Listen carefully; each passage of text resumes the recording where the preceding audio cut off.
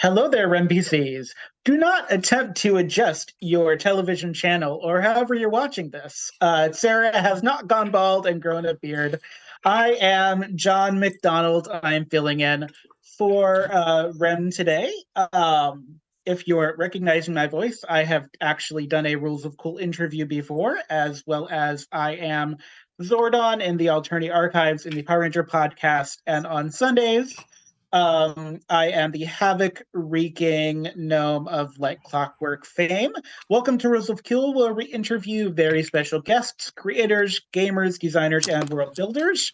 I'm your host, John, and today we're talking with A. Scott Glancy, one of the creators of the Call of Cthulhu supplement, Delta Green. You'll want to stay tuned because you won't want to miss it. Scott has graciously donated tonight's giveaway 3 books. Count them, 3 for your book stand from the old ones themselves, including Bumps in the Night, a collection of non-mythos scenarios for Call of Cthulhu, 120 pages. Thank you for playing our ghoulish Vanna White, Scott. We got Final Flight, a standalone Call of Cthulhu scenario set aboard a doomed South American airliner, and then the Mysteries of Mesoamerica, which is a source book on Mesoamerican archaeology, culture, and religion with 4 scenarios, count them 4, to take advantage of in that setting. That's 214 pages of goodness, along with all the other pages I'm not going to do the math on, but it's a lot.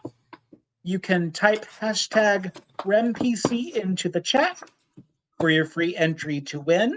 Don't forget, you can get bonus entries by subscribing and donating bits through the Twitch chat, which you are probably watching right now.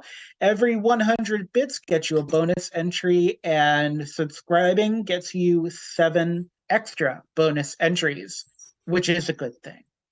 In Rem Alternis news, we have the Exit Vector aerial combat minis game. It's coming to Kickstarter this year.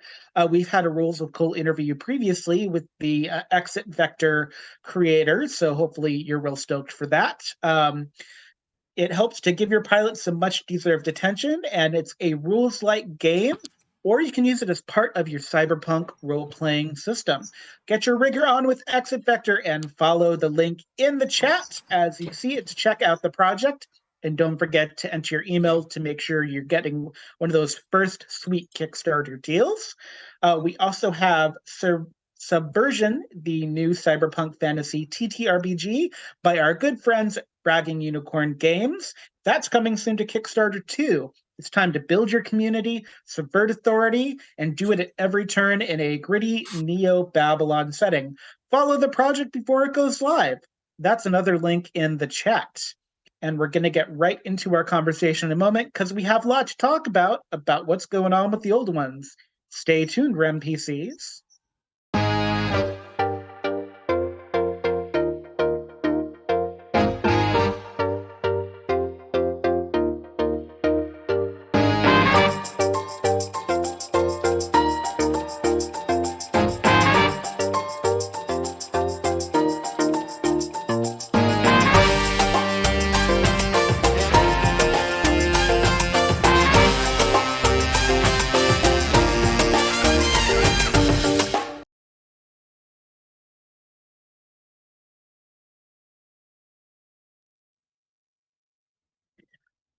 Thank you. Welcome back, everyone. I am here with A. Scott Glancy, who will be calling Scott. Hi, Scott. Welcome to Rules of Cool. Thank you for having me. I'm very thrilled that I qualify for, anything with the word cool in the title, so that's good. I mean, this is the age of coolness is kind of what you do with it, and I think it's super cool. We were talking about this before we started, but the kind of Neo Cthulhu movement is something I think is really neat to see the way that people have kind of embraced the old one mythology, the weirdness in the world, taking all of those things in our nightmares and turning them from Boulet Brothers Dracula into reality. And I'm a big fan of that. So let's start there. Let's start kind of with your either your history as like a gamer or your history with Cthulhu. Like, were you 8 years old reading Cthulhu books like under a blanket in your room with a flashlight kind of thing? Well, there's something to that. When I was in, I guess I was in going from fourth to fifth grade. It was somewhere between fourth and fifth grade, and I had a teacher. I had been in a program for gifted kids in the public school, and the teacher who ran that program near the end of the summer, after I'd left, that fourth grade class, I was going to a different school, but in that summer, she came forward and said, "Hey, I've got this game that I wanted to, I just discovered, and I wanted to try it out on some of the kids of the program." And strangely enough, it was me and a couple other people from the program, friends from the neighborhood, Mary Horn and Brian Park, guys that I'd known since I was like 5. And we sat out on the porch of my family home that summer and got to playing Dungeons and Dragons for the first time out of the Dungeons and Dragons basic box set, with our crumbling dice and the single rule book, and right off the bat, Did played a human. did you have a dice color? Did you get superstitious about your dice color as the years went by? No, I never did. I can't say that I ever did. And sadly, I do not have any of my perfectly spherical four-sided dice that I picked up in 1978 or whatever it was that I first came across those things. They would be rolled until they were perfect spheres by now. But I might have some in one of these old Gamma World sets that I picked up recently, because I was also a Gamma World fan pretty quickly after I discovered Dungeons and Dragons. But Dungeons and Dragons was my first outing into role-playing games. Again, happened when I was about 9 to 10 years old. Same friend, Brian Park, the guy who lived down the street from me, is the guy who introduced me to Lovecraft. He was about the same age, and he had an old Arkham House collection, I believe, of Lovecraft stories, and it was one of these things where, much like he was breaking out a forbidden tome that someone was not supposed to look upon, he got out this moldy old book from the 1940s and cracked it open and directed me immediately, with no dinner, no flowers, took me directly to the sequence in the Dunwich Horror, where Wilbur Whately, the horrifying spawn of Yog Sothoth, has been chewed up by the guard dogs at Miskatonic University while he was trying to steal a copy of the Necronomicon. And there's this description of this alien and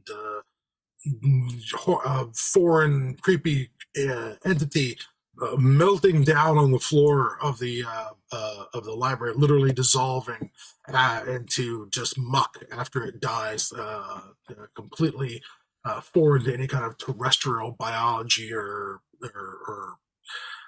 chemistry. And that description, of Wilbur Whately was pretty grisly and pretty weird. And I remember reading that and being like, okay, you've just showed me the selling point, or you show me the payoff. I don't know why I should go back in and work my way up to the payoff again. I mean, I feel like I got the highlights of it. And it took me a while to go back to Lovecraft, but eventually I did. And I think that one of the reasons I went back into Lovecraft was not because I saw Lovecraftian monster stats in the old deities and demigods, but because somebody started playing the actual game Call of Cthulhu and in my game group. And it was really interesting to play in a semi-modern setting, where it was about firearms, not crossbows and swords, where it was lawyers and doctors and archaeologists rather than elves and dwarves and gnomes or whatever. And that setting where you stayed as fragile as you were first level, where you were incredibly fragile characters against incredibly tough and problematic monsters, was a real departure from the power fantasy that had been D&D. It was very difficult to get any dread into a group of players playing D&D once they got above a certain level. Call of Cthulhu was a game where, nope, you're there, the dread's there all the time. You're sweating because you only have 12, 13 hit points to start with. And, that's two solid hits from an enemy, max. So you choose when you're going to get violent. Real careful in Call of Cthulhu. You don't just kick down a door and figure, we'll just, if it turns out it's an entire warehouse full of ninjas, we'll sort it out. We'll figure it out once we get in there. Nobody does that. Cthulhu ninjas sound tougher. I feel like old one ninjas would be a difficult concept. Well, that's not even the problem. It's just that, Call of Cthulhu is a game where, even when it came to the weakest opponents, so-called weakest, a cultist, the cultist is exactly as tough as you are. And oh no, there's 6 of them. Suddenly it was a thing where you had to think first before you leaped, and you had to plan carefully. And if there was it was a game that pushed us away from simple door kicking. Check for traps, kick the door. That we had sort of been That's assuming the door is not a mimic and is in fact actually a door, which is its own problem.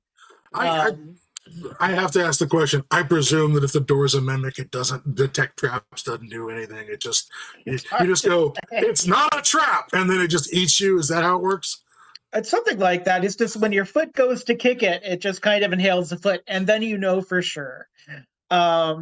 So somewhere between the scene in Dunwich Horror that has a very Eraserhead vibe there, and Call of Cthulhu, probably the germinations of pagan publishing came into your mind. Did that absolutely much farther down the road? Absolutely not. Absolutely not. I am minding my own business, going to law school, and I go to a very tiny little game store in Gainesville, Florida, and I don't know if I can. Let's see. The illustrations on the covers of the original copies of The Unspeakable Oath. It was a fanzine, a zine, literally, made in the 1990s. This is probably 1990 zine. That's the best. That's the stuff right there. This is probably the most safe for work cover I can show. But they were. We appreciate that. We appreciate that here at Rebel Alternatives via Gen Con TV. Definitely for sure. These were made by the covers were done by an illustrator named Blair Reynolds, and Blair stuck around with Pagan Publishing all the way until he did all the illustrations for Mysteries of Mesoamerica. But he did a lot of great illustrations. You can win a copy of today in our giveaway. Correct. He even RemPC. But Blair was friends with some guys from Missouri, from the University of Missouri. That's where Pagan Publishing came from. It came from a group of friends at the university who were gamers, part of the game club. Guys like John Crow, Brian Appleton, Jeff Barber was part of that crew. He went on to have a career in gaming. Did games like Blue Planet back in the early aughts. Dennis Detweiler, who's still doing gaming stuff, working with Arc Dream Publishing, SMI, and John Tynes, who was the sort of the founding father of the thing, since he was the one who knew the most about how to do layout back then, when you were literally chopping stuff up with scissors and gluing it together to do your, take photographs of your layout, and then the original Photoshop, scissors and glue. Yeah, that was how some of their original work started off before John, was the first guy to unravel some of the early layout programs and desktop publishing in the, like I said, 1990. So they started doing this thing called The Unspeakable Oath, which was their a fanzine for Call of Cthulhu. That's where, and then out of this zine became Pagan Publishing, where John and his crew started publishing entire Call of Cthulhu campaigns under license from Chaosium. That's how they originally got started. I came to the game late. I was not a founding father of Pagan Publishing. All I did was, turn up out here in Seattle once they had moved their operation out to the city of Seattle, because this is where WotC was. This is where Wizards of the Coast was operating. John got a job with WotC. There's also the old one Back that in the day. lives underneath Seattle too. Yeah. It's not common knowledge, but there is an old one that lives, Well, down the sewer system. one of the questions I was fed earlier was like, what was your first tastes of horror? And I want to mention that one of my earliest tastes of horror was from the TV series Kolchak the Night Stalker with Darren McGavin from the 1970s. There's only one season of this, and they made two made-for-TV movies. Both of them both of them were scripted by Richard Matheson, the guy who wrote things like I Am Legend, amongst other, horror stuff. But Matheson was an old-time, horror writer. I think he also, I'm forgetting all of his titles, but he wrote this story called The Night Stalker, which was a modern vampire story set in Las Vegas. And Darren McGavin plays the reporter who figures out that it's not a serial killer, it's a vampire. And the second one, The Night Strangler, they set in Seattle, of all things.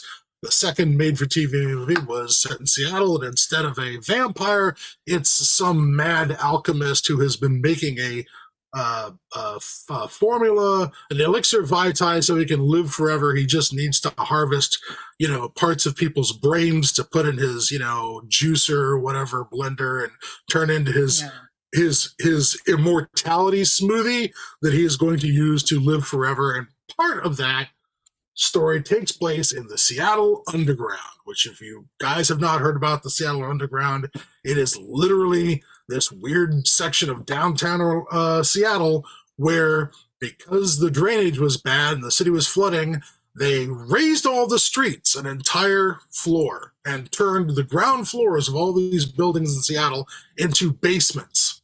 And which never goes wrong. Everything about that is safe and handled well, I'm sure. Plenty of infrastructure, no old ones underneath. Yeah. And in The Night Strangler, of course, they got into the underground, and I was very impressed with the idea of a sunken 19th century city underneath Seattle. But it wasn't really underneath Seattle. It was just the Bradbury building in downtown Los Angeles, which is the same building that Harrison Ford chases Rutger Hauer around in Blade Runner, right? It's just this very strange building with this big atrium and wrought ironwork, and it looks very 19th century steampunk. But okay. But I imagine that's what the Seattle Underground looked like. I was much disappointed when I actually took a tour and found out it was just basements. So we've got old ones under the earth in Seattle. We've got vampires in Vegas. We've got all these unspeakable oaths happening in Gainesville, Florida, probably with a whole bunch of alligators around, I'm guessing. There are a fair number of alligators. I mean, it is Florida after all. So how much of all of these kind of things in both pagan publishing and in Call of Cthulhu, how much of that kind of influences Delta Green? I'd love to be able to kind of dive in and really talk about it. Like what influences from all of that ended up in kind of Delta Green? Well, I will say that two big things influenced the first Delta Green book. One of them was, the main thing is, okay, what I brought to the table when it came to doing the first Delta Green book was, I brought basically my job search. When I was in law school, I was trying to get a job with the federal government. When there's the cover of the original Delta Green with some horrified investigators and more artwork by the horrifying Blair Reynolds. What year did this first Delta Green book came out for those of us? 1996. Okay, 1996. That was a great year. Yeah. John Tynes, however, had published the first Delta Green scenario in The Unspeakable Oath #7, and this came out. Gorgeous book. That's a gorgeous book right there too. Yes, and again, more covers by Blair Reynolds, and this book came out. I'd say about 7 months before the first X-Files dropped. So John was playing around with the idea that he wanted a campaign setting for Call of Cthulhu. One thing Call of Cthulhu had never really had is, from a player point of view, a campaign setting around which to build your group. There wasn't a foundation or There a wasn't like an group. ongoing story that you could really do week Yeah, to week. There was no yeah, episodical version yeah. of Call of Cthulhu. And it was a little bit like, you were just going to be like Carl Kolchak in The Night Stalker, and just you'd be a reporter and weird stuff would just happen to you. That's what would arrive on your doorstep. Other people are covering, the building commission and the new stadium that's going in. You're going to one who's going to get the fact that people are stealing brains and making them into smoothies. But it sort of feels. It feels sort of weird after a while where all this weird stuff starts to happen to one set of characters, presuming they survive the scenarios. I mean, you start to think maybe they're cursed. Maybe they're just stuck where weird things are attracted to them. I mean, how many times in Call of Cthulhu can you have an uncle that you've never heard of until this time you sat down to game die and leave you a mansion? Or a book, or a idol, or something, or a trunk filled with his old expedition notes from when he went to Antarctica 30 years ago, and suddenly those things are the kickoff for the game. John wanted to create a situation where you had somebody would bring you the next adventure from outside. The players didn't have to be on the lookout for the next adventure. It would be brought in by an outside force. And one of the first things they did for that was they made this. This is the Golden Dawn. This was a supplement set in Victorian England. And the idea was the players are members of the real Golden Dawn. So there's a lot of information in there about the actual mystic society of people who believed in ritual magic and things like that. And as members of this society, the Golden Dawn, you would be in a Victorian clearinghouse for information about the supernatural. If some weird thing happened in the Shetland Islands, that information would find its way to the Golden Dawn through whatever kind of, coconut telegraph was going to bring the rumors to you, or you'd have, or if like the League of Extraordinary Gentlemen, if like the coconut is floating on top of their little submarine they use to get places. So that way you had a couple things going on. Being members of the Society of the Golden Dawn, you would be at a place where information about weird and supernatural things and mysteries would arrive regularly. Also, if your characters got killed, which happens quite frequently in Call of Cthulhu, or go mad, then what would happen is you'd have a place to explain why you've got a replacement character, rather than being halfway through Chaosium's Masks of Nyarlathotep and having had half the party get wiped out under the pyramids outside Cairo, and the next thing you know, you're trying to find replacement characters in Cairo, and what luck, the bellhop here at Shepherd's is actually a veteran of the First World War and a professional archaeologist who'd love to help you go fight some cosmic evil. That's kismet right there. That's just how life works, That's kismet right there, yeah. So rather than have that happen, he wanted a way that you could bring in replacement characters. And so Golden Dawn was the first shot at that. And Delta Green was his second. And what he wanted to do with Delta Green was to create a thing where there's a government agency, sort of. And the original idea was we couldn't make it a government agency because an agency would imply so much power that the players could palm the problem off on other parts of a bureaucracy, if there is a bureaucracy, right? Yeah.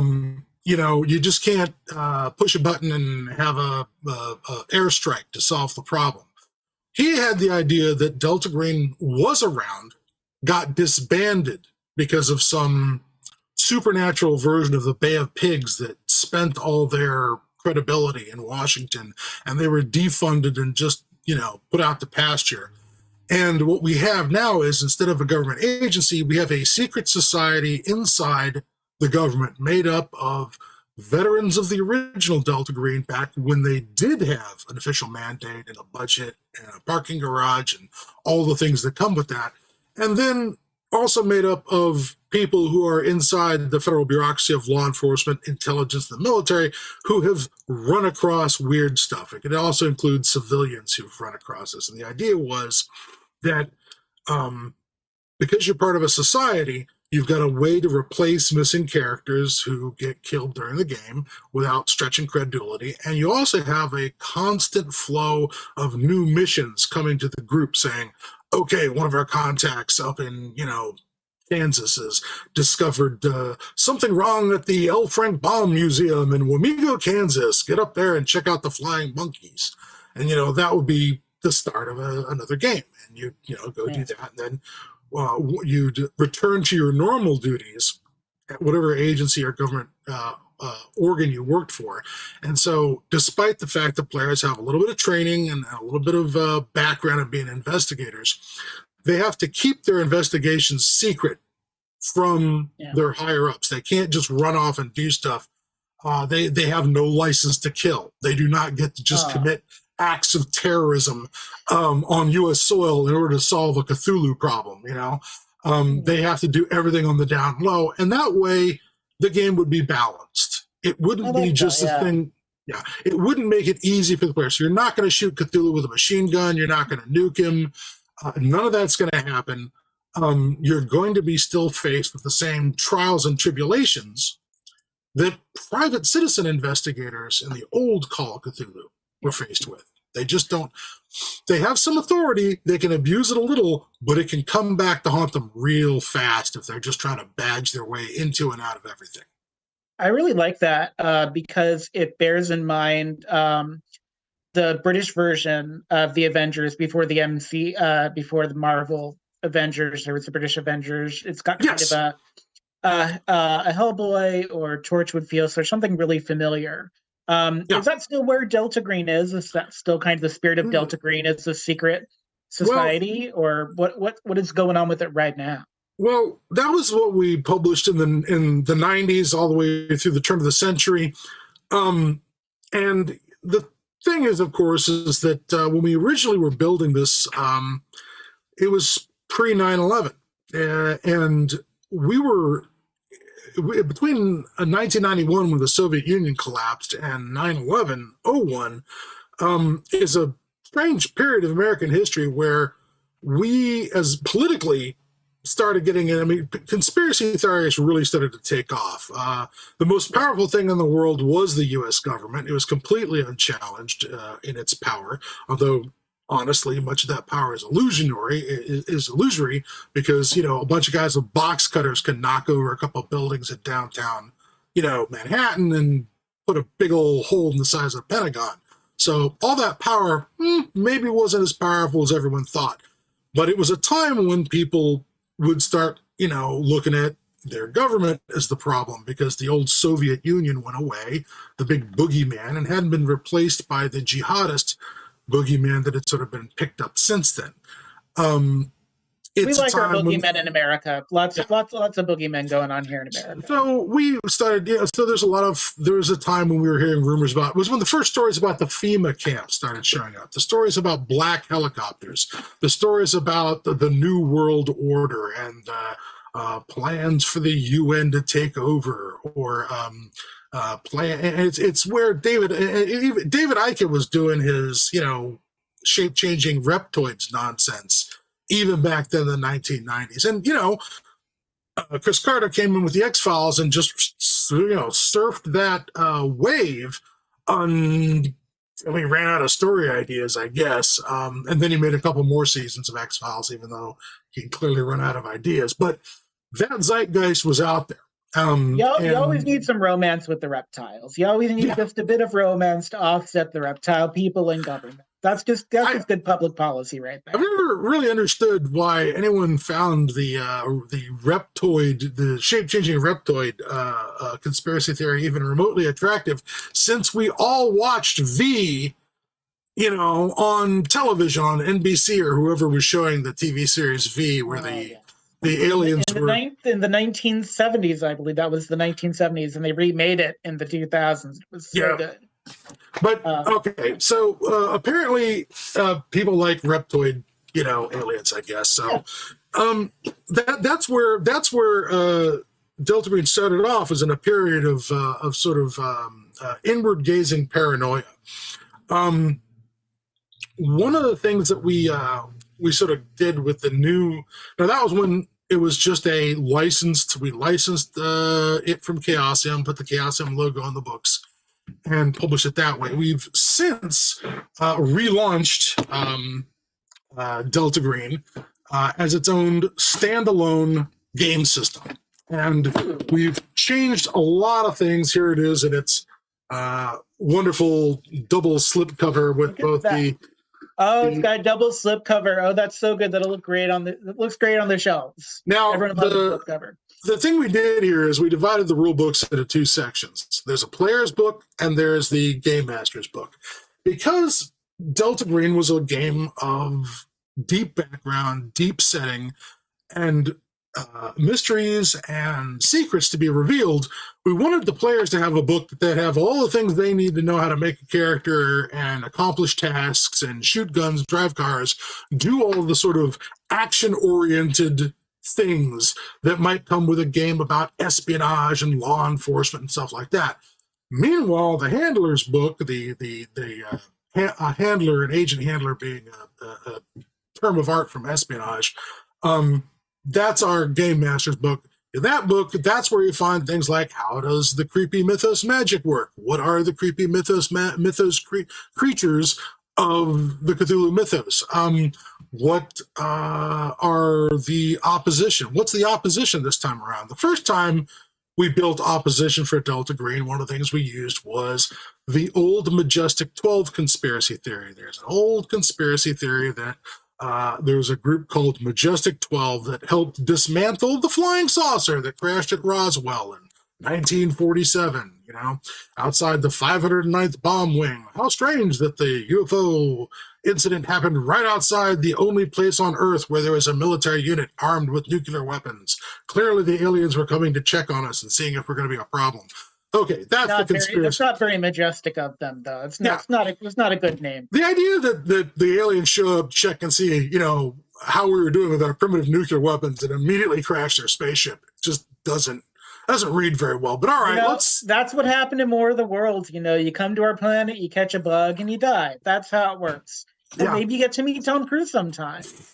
But yeah, so that was our first opposition, and they were part of the U.S. government. And the idea was, we decided that we took the Roswell story, right? Little gray aliens, spaceship crashes, and we used that. We built that old existing conspiracy theory into the Cthulhu mythos. We injected into that story Lovecraftian elements, namely his creations, the fungi from Yuggoth, the Migo, these aliens that have come to Earth to exploit the place and exploit the resources, and who have human agents on Earth who smooth the way for them and allow them to get away with stuff. We had this idea that what if the aliens are no longer using a cult, but we're actually using the U.S. government? And that, of course, is part of the Majestic 12 conspiracy theory that, oh my goodness, the U.S. government is going to sell us out to aliens, and you see that all over the X-Files.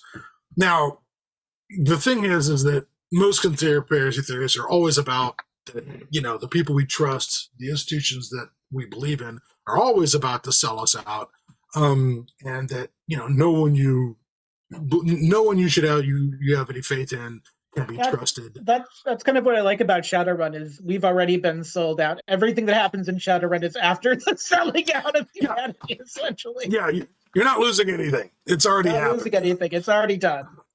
So that was our original bad guys, which was this sort of powerful deep state. Hate to use the term, but this powerful organization inside the United States government that was trading cooperation with aliens for alien technology so they can stay on top of the world and have the inside dope on new technologies that were coming out and make themselves fabulously wealthy in the bargain.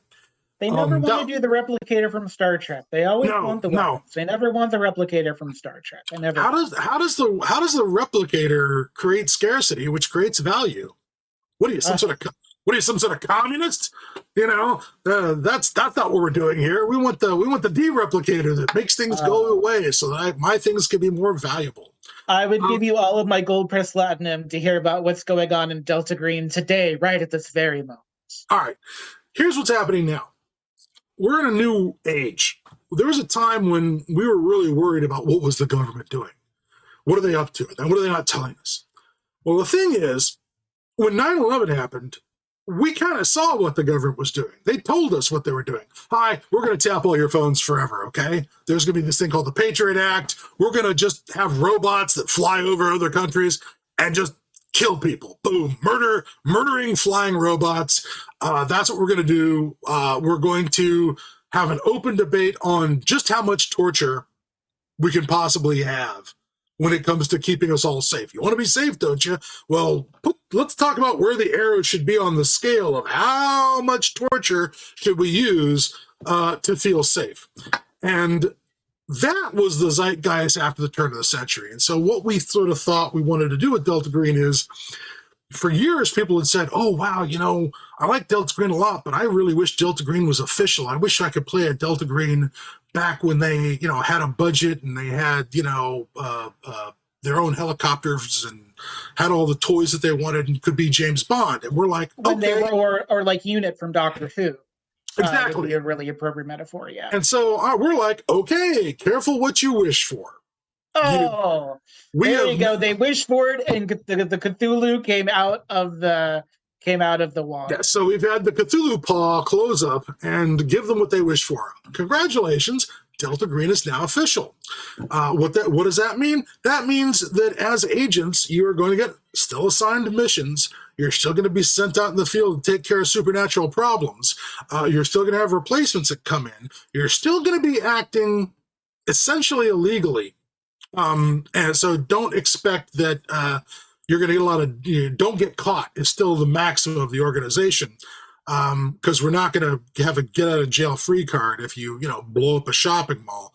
But now when you capture an evil mythos sorcerer who was trying to open a gate to another world to let in his dark master Yog-Sothoth from beyond time and space, rather than in the old Delta Green where they're like, well, we can't take this guy and arrest him. I mean, he'll just make a dimensional gateway and zip right out of his jail cell. You can't, we can't put him on trial for something that nobody believes in. Summoning a dark god, what part of the, the penal code is that? So we're just going to just shoot him in the back of the head and leave him on the side of the road and call that a done deal. That happened in Delta Green a lot. We just get rid of the problem and go, okay, we saved the world. It cost us some sand points to do it, but, cost benefit.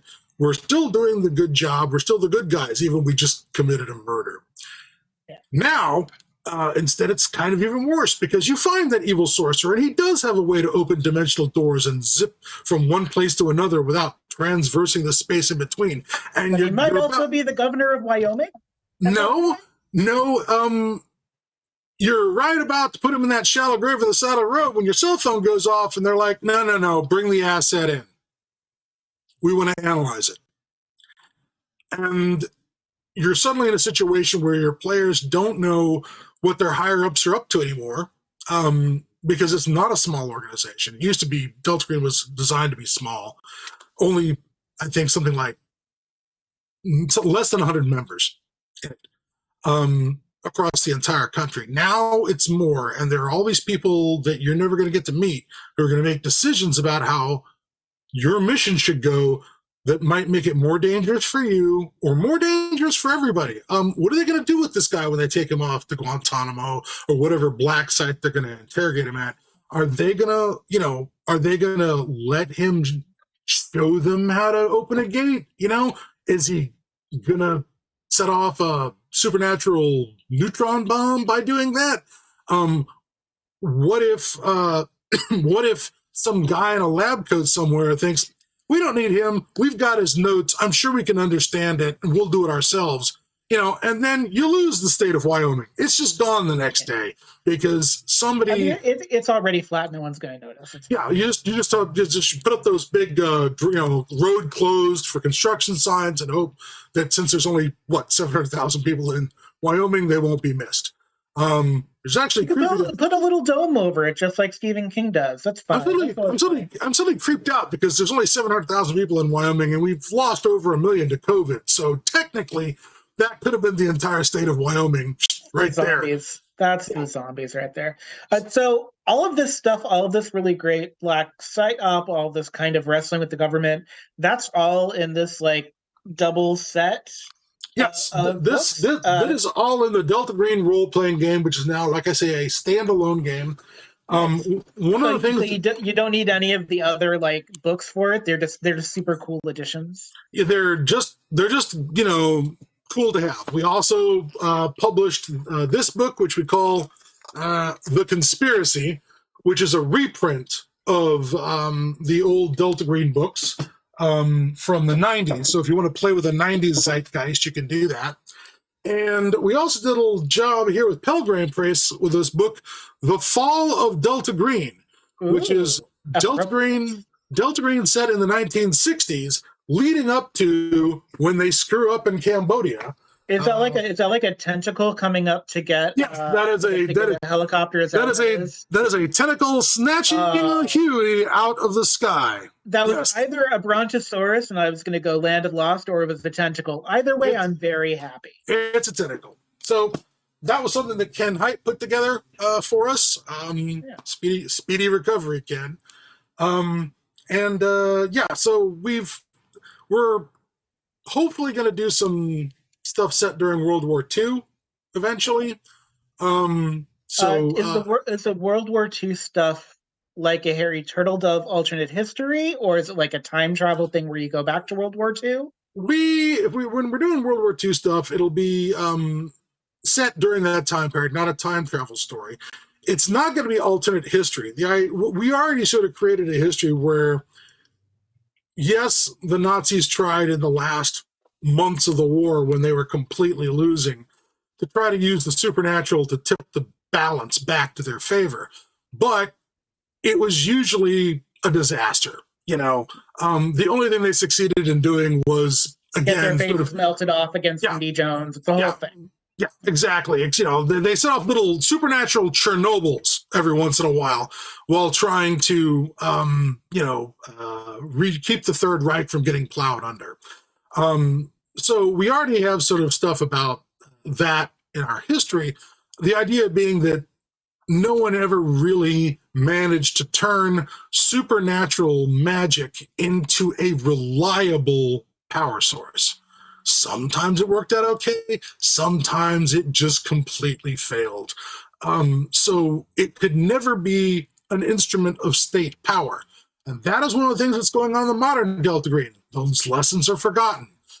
Now that they've seen that there is a way to cheat physics and cheat reality, there are people somewhere, some smart guy in an office someplace who goes, look, just because it melted the Nazis' faces off, and just because it didn't work for Stalin doesn't mean we're going to do it wrong. We're smarter than them. We can totally make a deal with Yog Sothoth. I'm a great deal maker. This leopard's not going to eat my face off. That's not going to happen. That's an extremely apt comparison. Yes. And so at some point in the gameplay of the modern Delta Green, you have to, sort of your character's in a situation where they may have to rein in their betters. Yeah. And it's a question of how do you do that and still not get arrested, not go to jail, not get bumped off, not get ruined. And one of the things we added to Delta Green, which I'm very proud about, Shane Ivey, one of our writers on the new Delta Green, did a really good job coming up with this a new sanity system. The old sanity system of Call of the Cthulhu was very hit point like. You lost points, they went down. If they go down 5 at a time or a certain percentage of what's left of your total, you could suffer temporary insanities, things like that. Shane had this idea, probably based on watching the first season of True Detective, that staying sane is less about a pool of points that you have than it is with your contacts in the world, your bonds to other people, your family, your friends. Things like that are what keep you sane as opposed to isolation. And and so he created a thing where we made sure that, you could roll up a character and he can be an orphan who was raised by ninjas, okay, and has no friends or family. That's fine, but his sanity is going to be a lot more fragile than somebody who's on speaking terms with their parents, has kids, an ex-wife, and this mechanic is such that what gets damaged, not only do you have a pool of points that go down, but you can sort of stop it going down by laying the damage to your sanity off on your bonds. So you can keep yourself on track during the mission, only to go home and yell at your wife about stuff that you have no business yelling at your wife about, or kick the family dog, or kick over your kids' Legos or something, or throw a fit because you stepped on one. You damage those relationships because you're keeping all this trauma bottled up, and those relationships start to fragment. And so characters have to make a choice, much like we have to do in real life. Are you going to heal those bonds? Are you going to work on developing those bonds and heal those bonds? Is your character going to go off and go to rifle practice and get better at shooting a gun?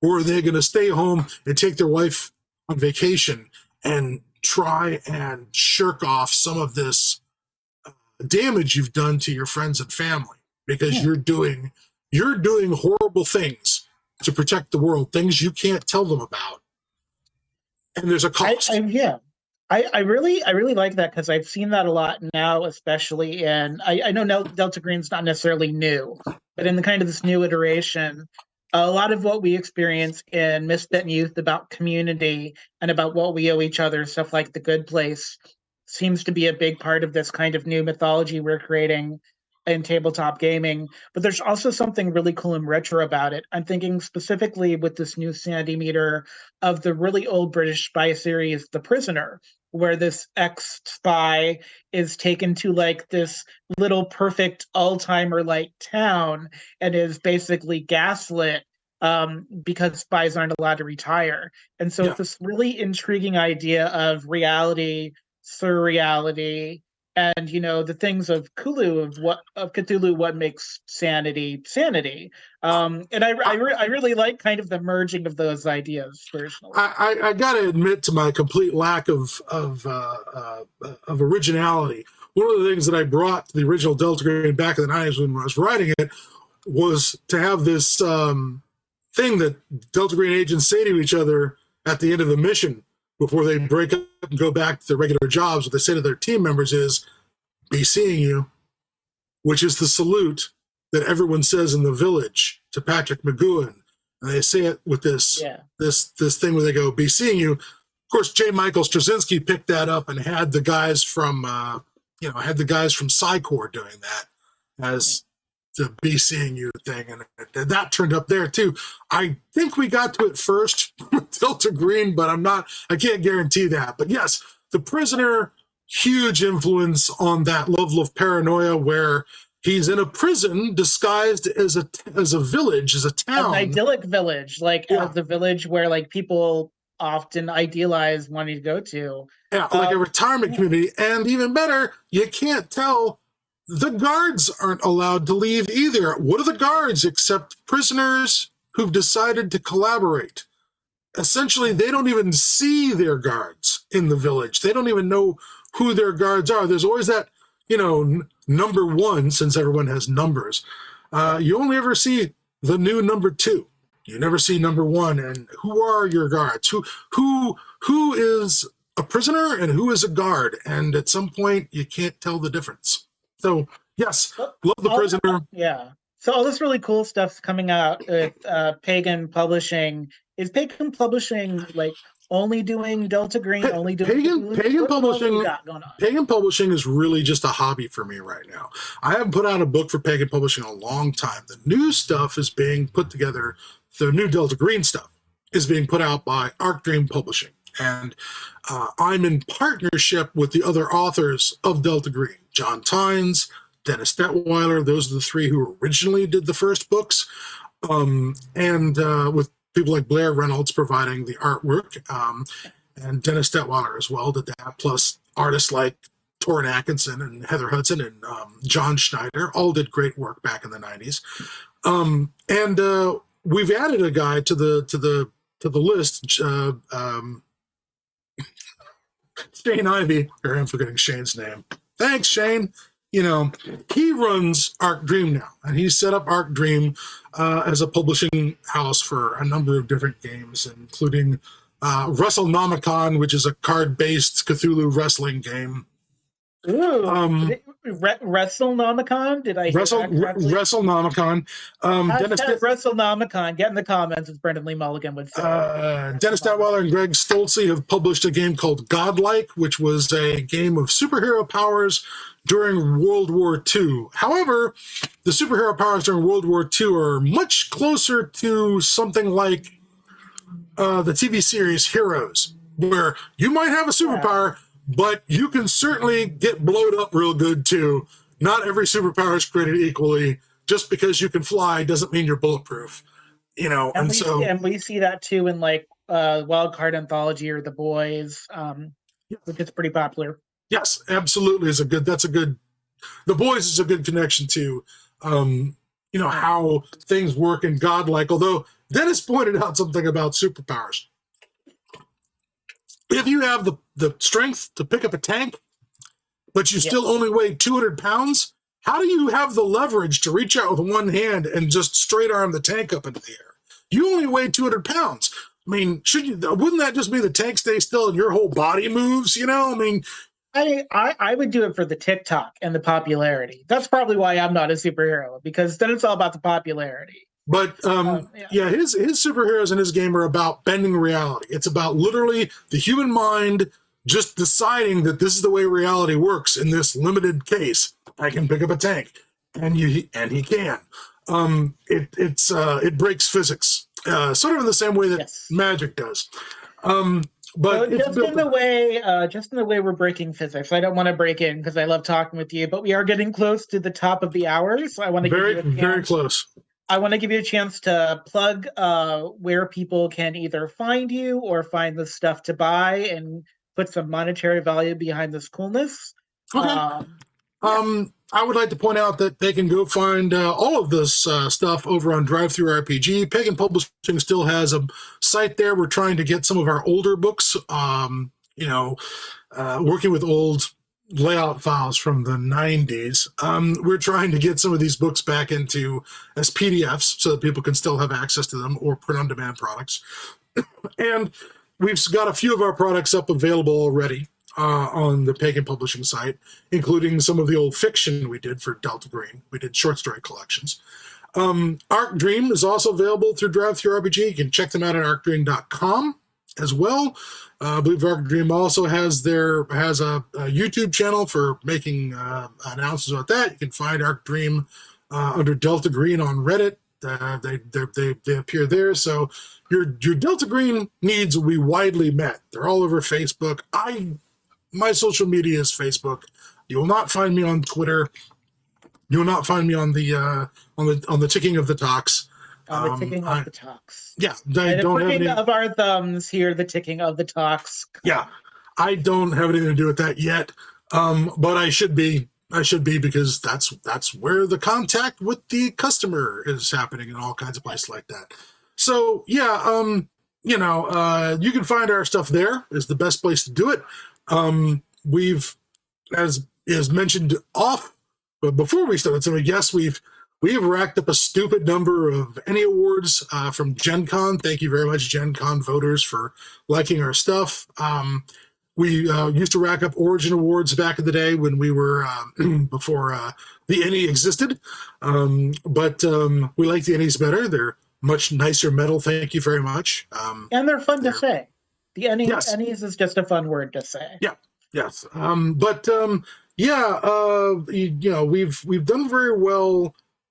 If you go on to places like DriveThruRPG, they have reviews of games there. Some of those old Delta Green products are still, from the 1990s, are still rated by gamers as one of the top. For a while, it was the number one rated product. I think one of our books, Delta Green Countdown, which was a sequel to Delta Green, which we did back in the 1990s, which, sadly, the evil Nazi scientists on the cover don't actually show up in the book. Typical false advertising. and then we couldn't sell it in Germany because the Germans are very sensitive about that. But yeah, this book was rated as like the #1 in Delta Green. The original Delta Green was up there in the top 3 for a very long time. They're still extremely well liked by critics and players who have enjoyed them even as just a setting that they can roll around in rather than necessarily something that they can play. It's turned out that people have enjoyed fiction that we've set there in that. There's plenty of novels and short story collections out there that people can read and get into the feel of what a Delta Green game should feel like. Because I have to tell you, I am going to be on my way to Drive Through RPG when we are done here in a hot second. And I want to thank you for this hour. Lots of wonder and intrigue, and I feel very inspired in my own work, combining Shadowrun and horror and all kinds of things. And so I want to say thank you, Scott. A. Scott Glancy. I'm going to give you Thanks for having me on. Clap, and I hope you have a great rest of your day. Thank you. I've had the clap before, and that was the least annoying clap I've ever had. Well, That's you go. Probably not the family-friendly thing I was supposed to do, but at least it was still PG rated.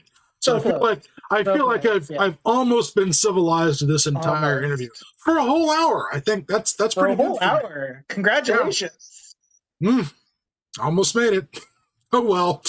Anyways, please buy our books. It's how we keep from having to go dumpster diving behind the KFC for for chicken bits. So yes, please buy our books. I think you'll enjoy them, and you'll enjoy inflicting them on your players. That's the big thing. You will enjoy inflicting them on your players.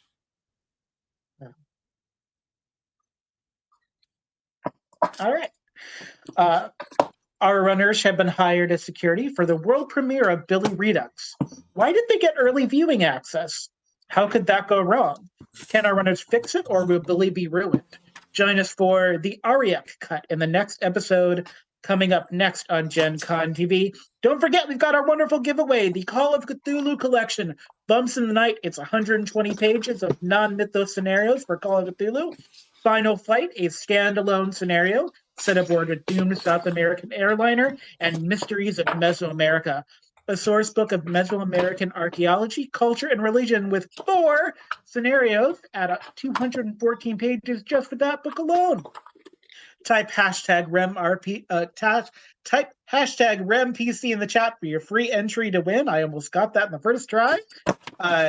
Thank you so much for donating such a cool prize. A. Scott Glancy, thank you for the amazing interview today. Don't forget your bonus entries along with hashtag RemPC. You can also impact the upcoming game by donating bits and subs in chat. All funds help to pay our cast and crew and keep us producing content instead of us having a dumpster dive behind the Panera Bread. You can also pick up t-shirts and merch at our Etsy store, realmalternus.com/Etsy. And we have more shows like Shadowrun, Emerald Glitch on our Twitch channel. We are streaming 5 to 6 days a week, which is a ton of content over on twitch.tv/masterofrem, including a Dresden Files RPG, Paranormal Albany on Monday nights, Shadowrun 5th Edition, Shadowrun Denver, Steampunk Fantasy D&D on Sundays, and a whole lot more. Check us out and give us a follow. Thank everyone for joining. I will see you next time, RemPCs.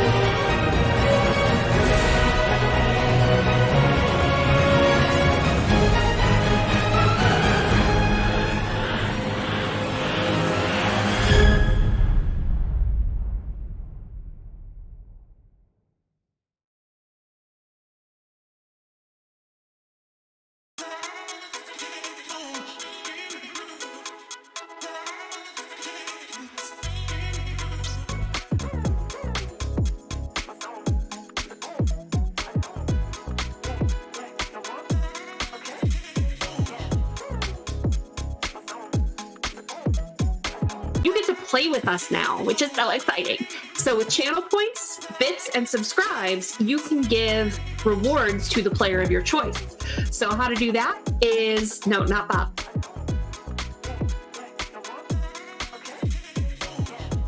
Channel points, I believe it is 500 points, gets you NERPs, which is +3 to any dice roll to the player of your choice. For 1,000 channel points, you can do a point of edge to any player. And for 2,500 channel points, you can do 4 edge to the player of your choice. Now for bits, for 100 bits, that's $1, you can do the NERPs. For 200 bits, that's $2, you can do the point of edge. Or for 500 bits, that's $5, get 4 edge to give to the player of your choice. And finally, again, the subs, if you subscribe, you can give 4 edge to any player.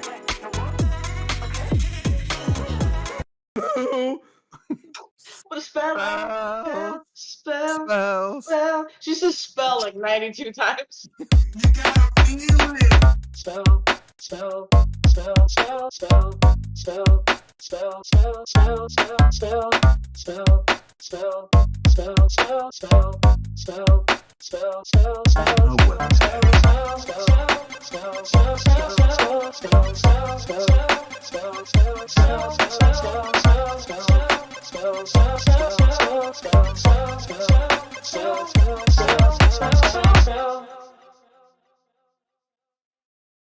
Ready to level up your cosplay game? Check out the Geek Forge on Etsy. With a variety of props to give your photos that extra spark, you'll find just what you need. Hold magical fire in the palm of your hand, or take a potion to restore your mana. With a large variety of colors, you can choose your own magical flavor for your cosplay. Bring drama to your photo shoots with these vibrant props and more, all available at the Geek Forge. Are you ready to level up your cosplay?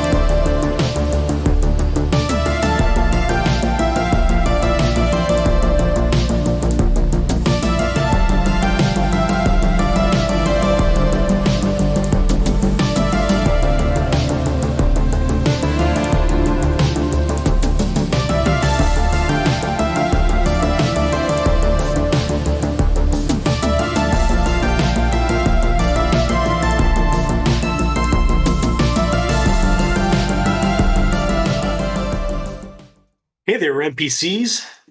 Welcome to our actual play of Shadowrun 6th World, Emerald Glitch. I'm Bob, your GM, and tonight we prepare for the world premiere of the Ariak.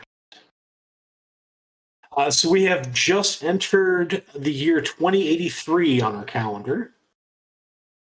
So we're in the early bits of January. It's been a couple of months since the last mission, A Dish Served Cold.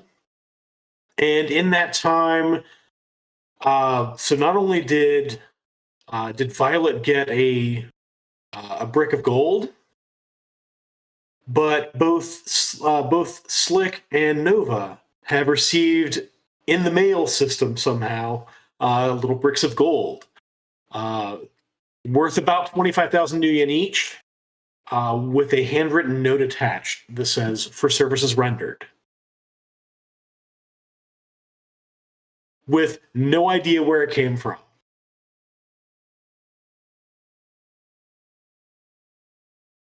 So I'll ask Nova and Slick, what did you guys do with it? And in fact, we'll go around the table, seeing what you guys did the last couple of months before we jump in.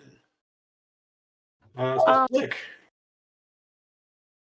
Well, I upon receiving that gold, I was gonna ask too many questions about where it came from. Yeah, I'm just grateful to have it.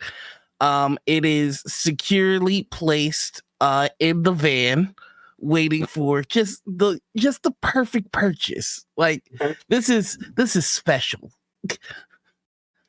Yeah, that's kind of the it's the power move when you go to buy something and you say, you take gold. Chunk. Exactly.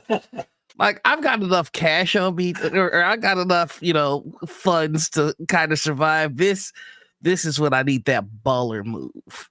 Yeah. So to be fair, on each of your character sheets, I did include the gold brick in your New Yen total. So keep that in mind when you start spending.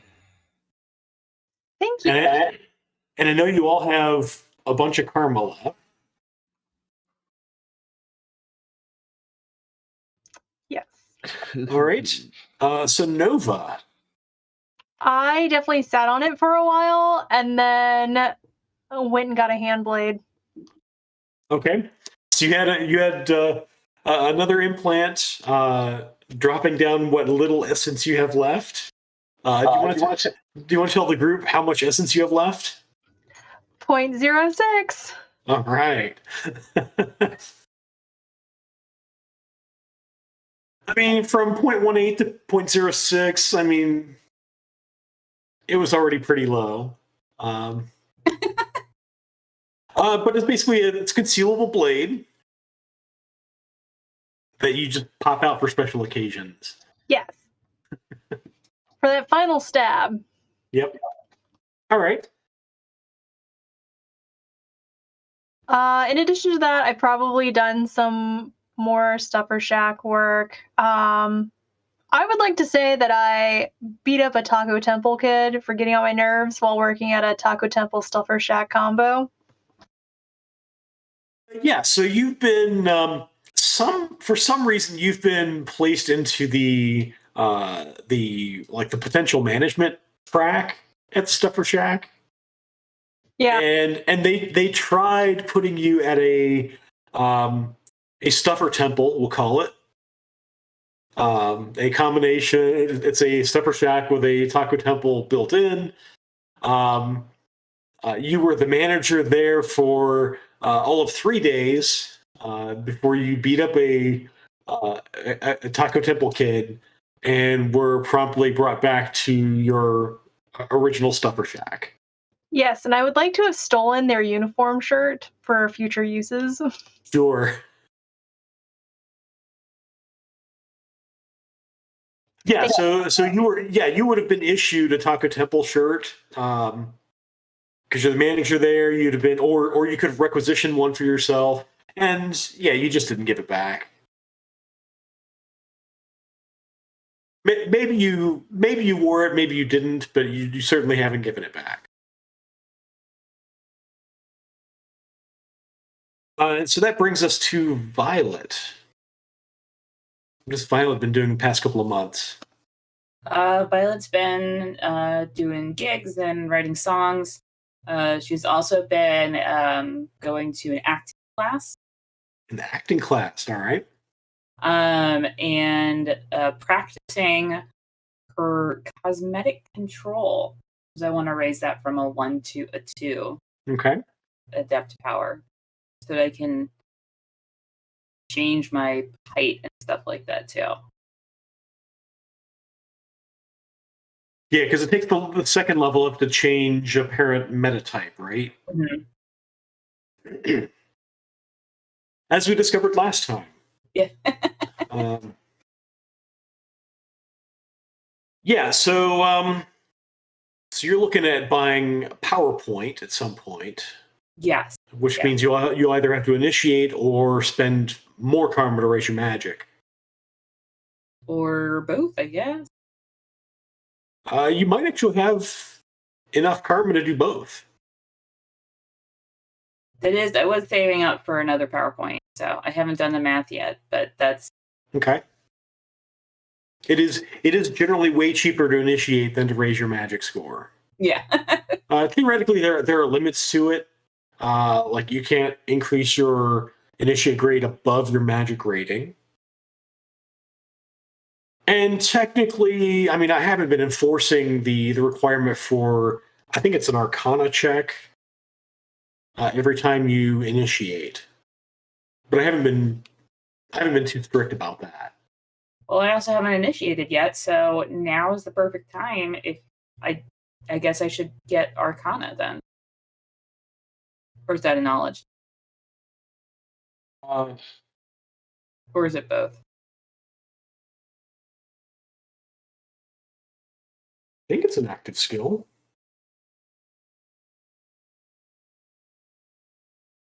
I could be wrong and confusing that with a rule from 5th edition.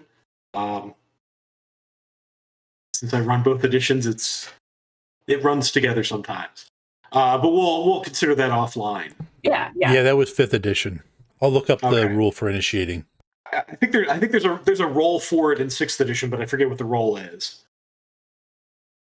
Okay. So you're looking to practice your acting skills and learn to change into more varied individuals. Yeah, for acting. Okay. Yeah, of course, for acting purposes. Totally not for Shadowrunning. All right. So at some point, it's early January, not too long after the new year. We'll say it's the 4th. So this is a Monday. And you get, Violet, a voicemail. It goes straight to voicemail, but it is from Royce Reeves. And you recognize Royce Reeves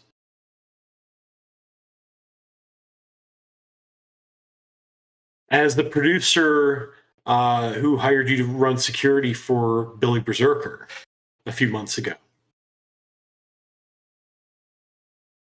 He says, you guys did such a great job last time. I need to hire you for another hidden in plain sight sort of job. So if you can gather your team and meet at Underworld 93 at, we'll say 2100 tonight. There's this up-and-coming band without tags that's playing U93 for the first time. I'll leave tickets at the door for you. And he hangs up.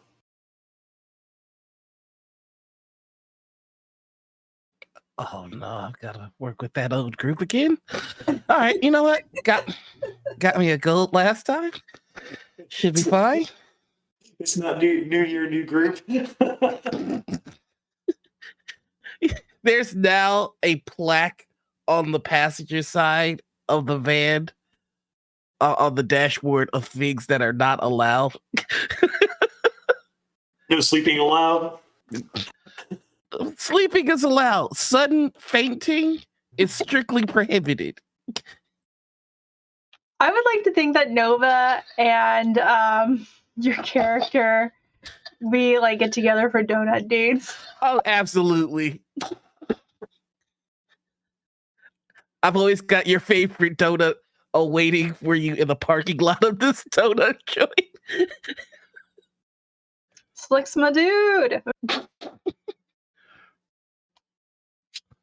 Honestly, I think the last couple of conversations we may have had is just, I don't know what to buy. Like, I usually, I mean, I'm not saying I don't usually have this much money. I'm not saying that I'm broke or anything. It's just, there's so many options. And Yeah, how do you handle your money? Do you do market stocks? What's up? A executive decision dysfunction is usually how I handle my money. You'll see what happens is I acquire money and then I get so freaked out at all the things that I can get that I don't get anything. The only thing I ever wanted was this van, and I have it. No, like your own apartment or anything?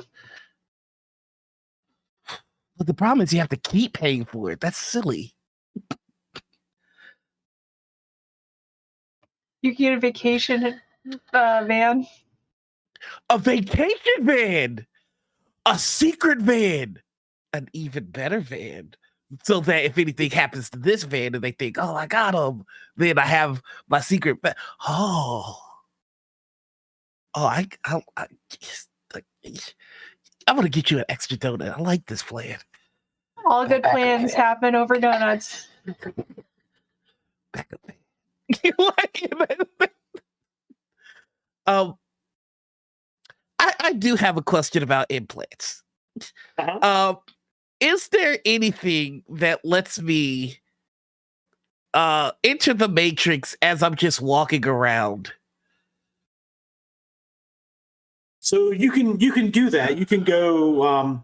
So there are various stages of going into the Matrix. Mm-hmm. What we've kind of been defaulting to is called full VR or full virtual reality, where you fall asleep and your mind is just fully in the Matrix. There's a sort of halfway state that's called AR or augmented reality. So you're still walking around. You're getting all the real world, but you're also getting Matrix stuff around you. It's slower and less efficient, but it is something you can do. Okay, I'm gonna have to look into that. I mean, I could use an AR set, so I'm always powerful. Well, I mean, you can do that. Oh, I can do that now. Yeah, you can do that now. I just haven't found the configuration. That's how I'm playing it. So, all right, cool. That's great. Okay. All right. Yes, mechanically you can do that now. Maybe Slick is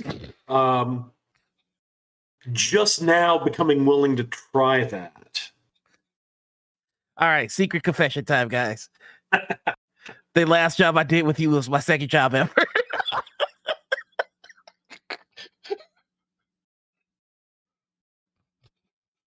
All right, great. I'm going to start looking into a secret van and also read the instruction manual of the stuff that I already have. Everyone starts somewhere. If you could just not tell the magicians about this, that would be great. You can't tell them anything. They're insufferable once they find out. Right? It's just they'll belittle me and like I did a really good job. Anyway, you did good. Here, have another donut. But you know what? Thank you. You're the best. Just gonna down that donut. There's just like a ring of like powdered sugar on its face. Is Slick capable of weapons hacking? Yeah. If it's got code, I can hack it.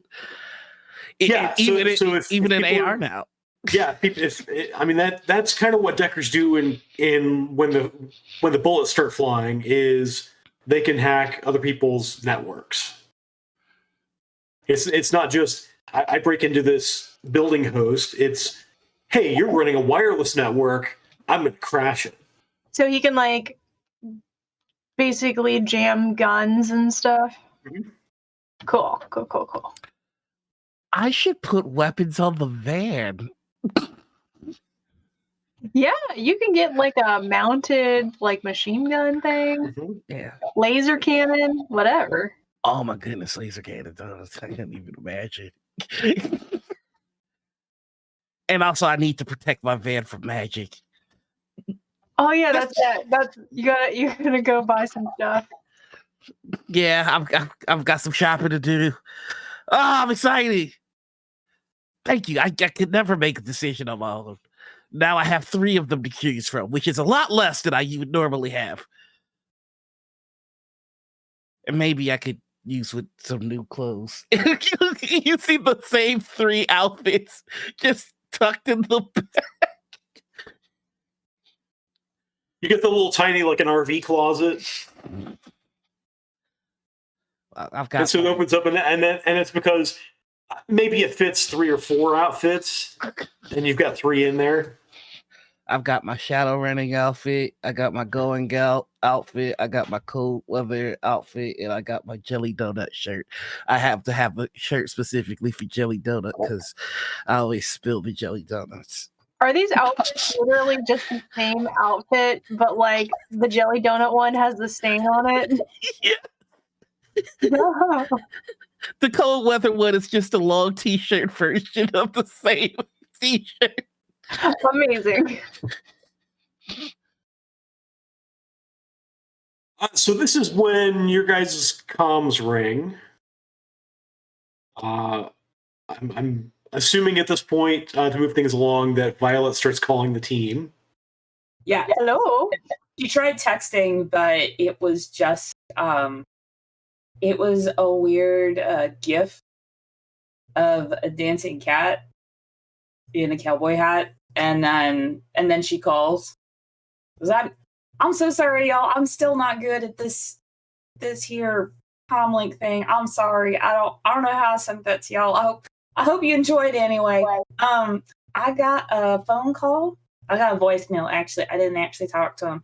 Y'all remember that producer that we talked to where we did for Mr. Berserker?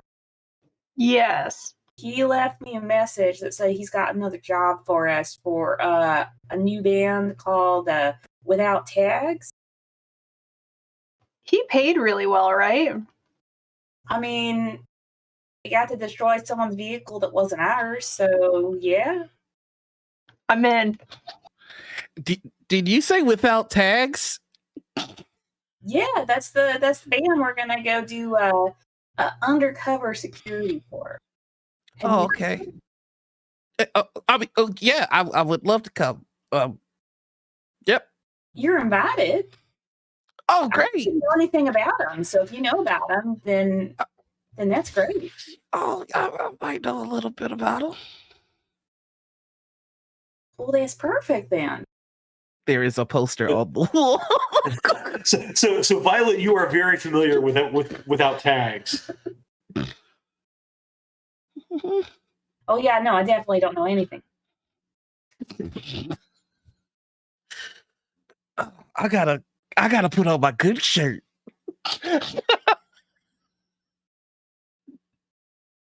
It's the going out shirt. I'll stop talking now. Is any of these like the tuxedo t-shirt? I think they're all t-shirts of Batman Forever. Okay. Vintage. It's just Arnold Schwarzenegger as Dr. Freeze on every shirt. But one to print is super good quality. That's the going out shirt. Yeah. Like near mint. It's almost raised. They really outdid themselves with this one. No fuzzy lines. Nope, not a bit. It's like he's in the shirt.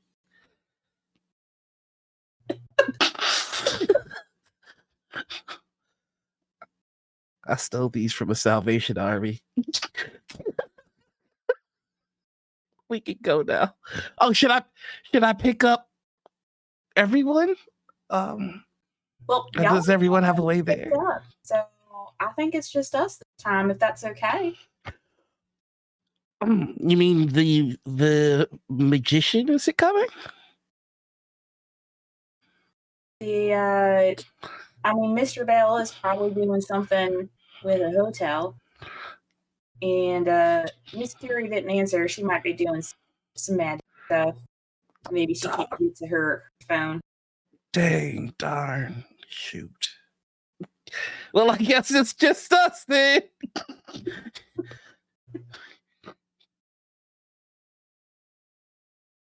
Well, here's the coordinates, and I guess I'll meet y'all over there. Yep. Cool. I already got the van fired up and ready to go. And it's gonna have lasers soon. All right, bye. I don't know what that means.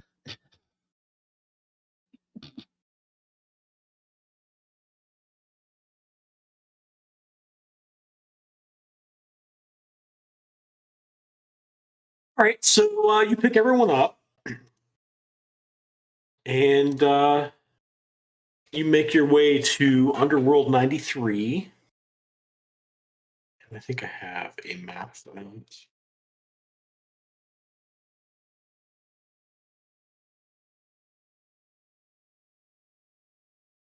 There, Underworld 93.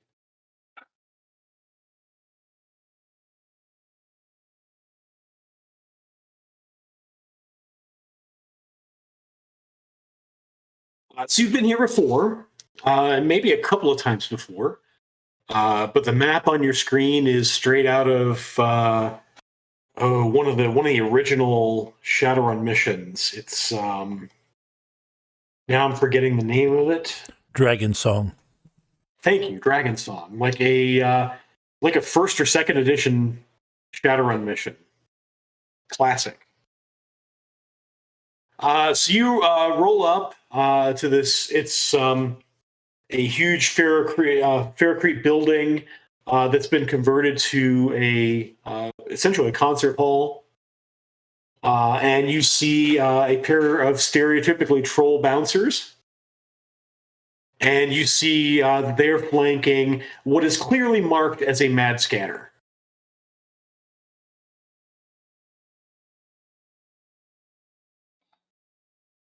Those guys gonna give us a problem? No, they said we had tickets waiting for us. Oh, okay. In that case, I'll just follow your lead. Also, this isn't very inconspicuous. I'm sorry. I'll stop whispering. So the three of you walk up to the bouncers. Yeah. And I'll say, Yeah. we're on the list, sir. Oh, and you are? I'm Violet. Violet. And these are my friends. Yeah, Violet and Party.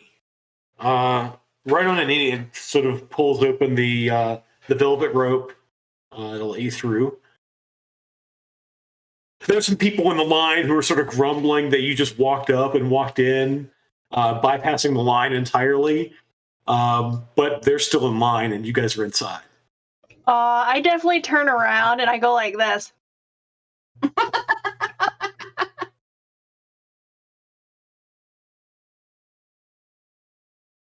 So once inside, your ticket sort of points in the AR toward, and it's kind of it's the same room that you met Royce Reeves in before. It's that room on the catwalk upstairs. You can hear the band Without Tags playing. Violet and Nova, you definitely recognize. You recognize CQ on the drums, and you recognize Jander almost wearing a shirt on stage. And you see CQ bounces a drumstick off of Jander's head, and he seems to have worked it in as part of the act now. But you make your way upstairs.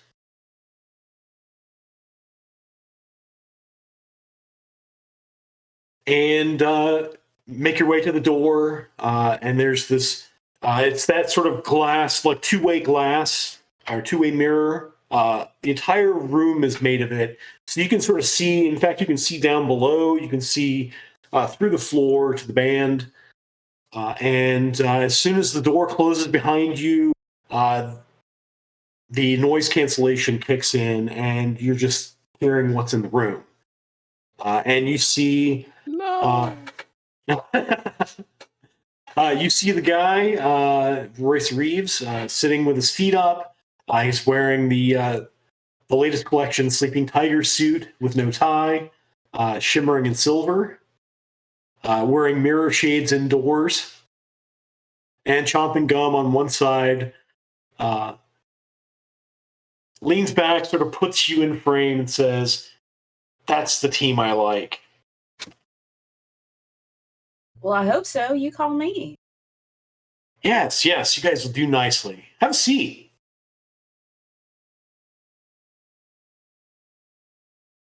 I sit down. I sit closest to the door so I can hear a little something. So there is definitely some noise cancellation. Even closest to the door, you're having trouble hearing anything outside the room. This room is kind of made for private conversations. But there are places where you can tap in. You can log in and link up with the audio down below, so you can play it in your AR. I'm definitely paying attention. Liz, look, you don't have to shout. We can hear you. That's fine. Huh? Cool.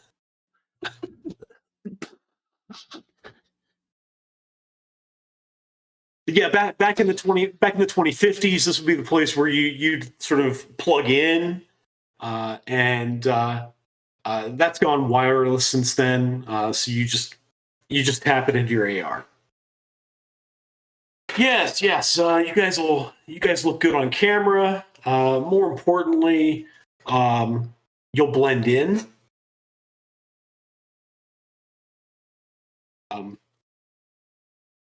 As you may know, the world premiere of Billy Redux is next week. I want you guys to work security for it. You don't mean like muscle, right? Because no offense, but I'm not very strong. I realize Well, the only person that would be offended is me. I mean, not everybody's going to be a bouncer. I did call for varied teams. So you guys can sort of sort yourselves out. You guys will be there. With luck, it's more a show of force than actual force. Are we going to be on film? I mean, certainly people will be snapping pictures. It's more important though. Nova, your friend Mr. Berserker is going to be in town in a couple of days, and we need you to keep an eye on him. Keep him out of trouble during the premiere. He's going to be on camera a lot because, I mean, it's Mr. Berserker.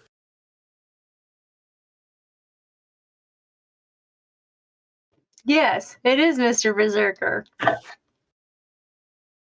I've seen behind the curtain. My heroes do not faze me anymore.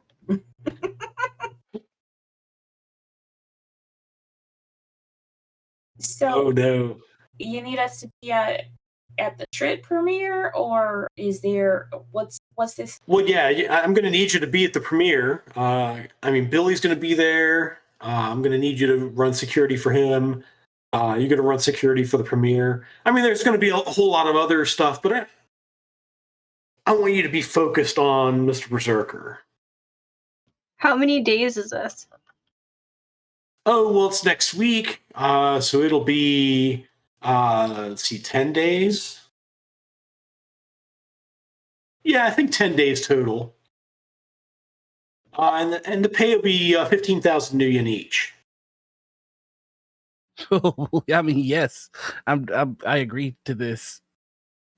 Oh, that's not good negotiating. I'm sorry.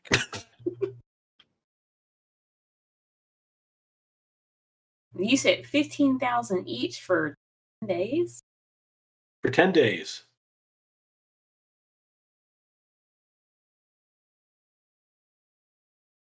That's a good rate. 20,000. Yeah, it's 1,500 a day Yeah, it's 1,500 a day. to deal with Mr. Berserker, who, while a delight, also likes to rip doors off their hinges. It will take our entire attention to make sure that he is well protected and looked after. Glad we understand each other. I agree with Brand Slick. I message Violet that not only will our identities and faces be at risk for being in the background, but also we need a allowance, a casualty fee, incidentals, all that up front. And I send it. And tickets to the band's next show. And tickets to the band's next 3 shows. Next 3 shows. VIP tickets. So my illustrious team has a few non-negotiables that we need to negotiate. So we all are in agreement that due to our past experiences with Mr. Berserker, we are going to need some incidentals and assurance up front. For example, you can be understanding that in our line of work, secrecy is usually better. So if we're going to be potentially on camera, that we're going to need some extra compensation. That may cost us work in the. We also would like tickets to Without Tags next shows. Next, how many shows? 3. 3 shows. 3 shows. VIP tickets. VIP, obvious. What a strange request. I'll see what I can do about the tickets. Go ahead and make a negotiation test.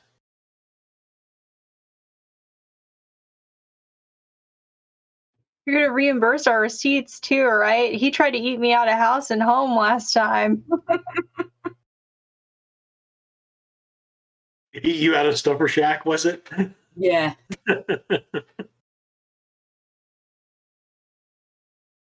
I'll have to look into the Without Tags tickets. I mean, I'm not necessarily connected with the band, but I can make a few calls on that. But I can make it. We'll make it 25,000, and that includes the. That's with expenses.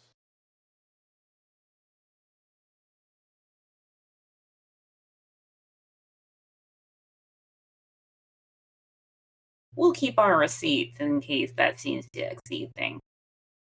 If, for example, we have to replace some sort of vehicle, just the whole thing. All right. So as before, there is a vehicle outside for you. It's not the same vehicle. We'd have it replaced after. I mean, I understand Mr. Berserker's signature exit required us to replace the vehicle last time. So we have a new one. There is a new set of temporary sins inside.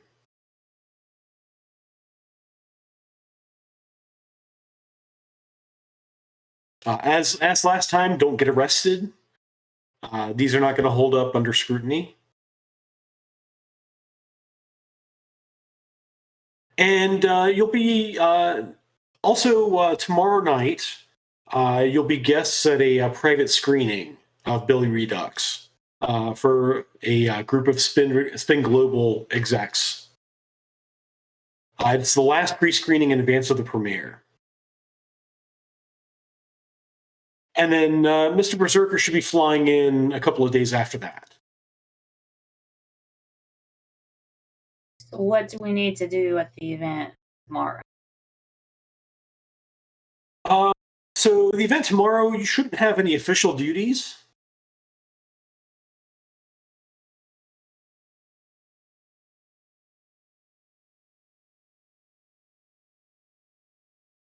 Let me check with my team and make sure they did not have any prior engagement.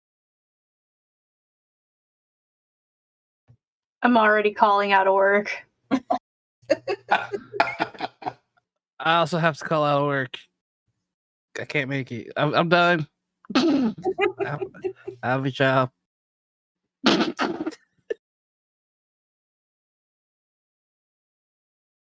Well, then it sounds like we'll be there tomorrow. Excellent.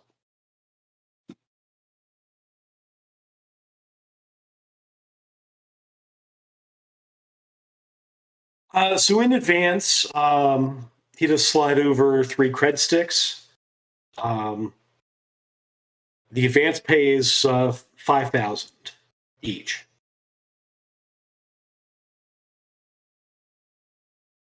And then he slides over in AR. He slides over the virtual keys to the SUV outside. Now, is there any kind of dress code?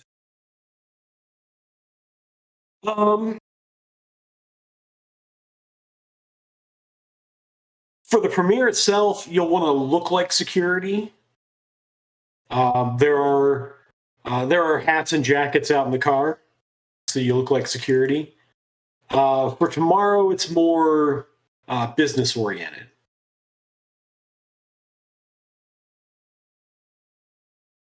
It's more of a business meeting with a movie or a trip. Well, we need to pick up Mr. Berserker from the airport. You'll need to pick up Mr. Berserker from the airport, and you'll be responsible for his whereabouts until the premiere is concluded. Are we putting him back on the plane? Yeah, you'll be putting him back on the plane. Okay.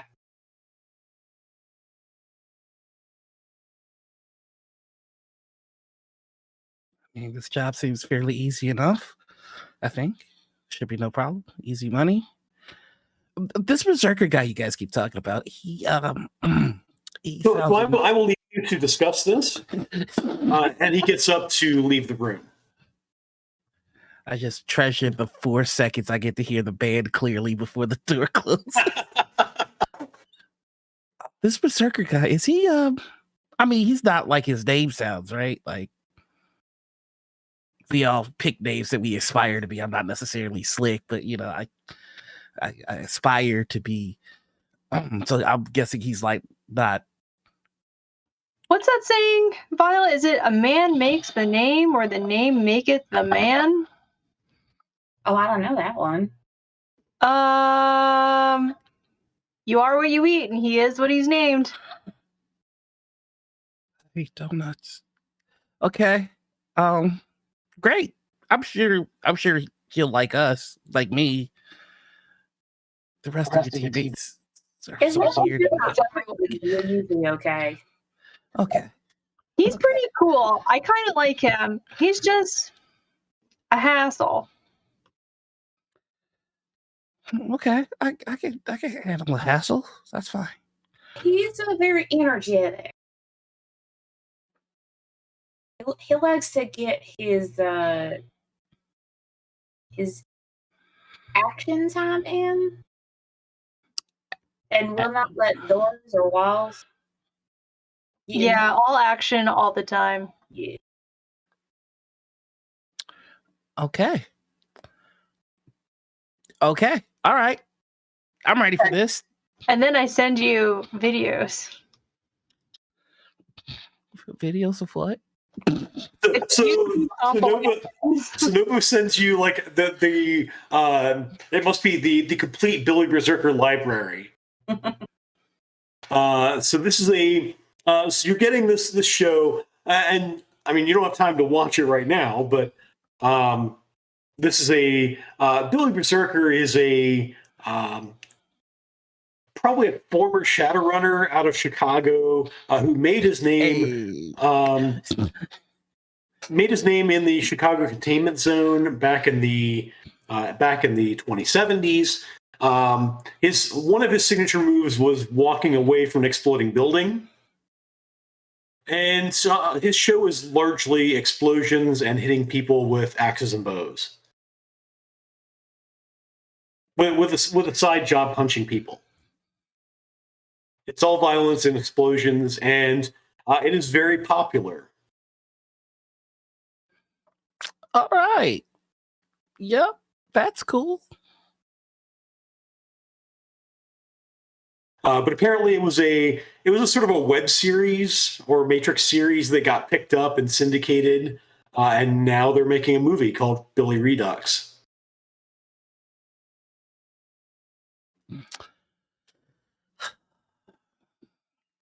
I have some friends from Chicago. Everybody from Chicago is nuts.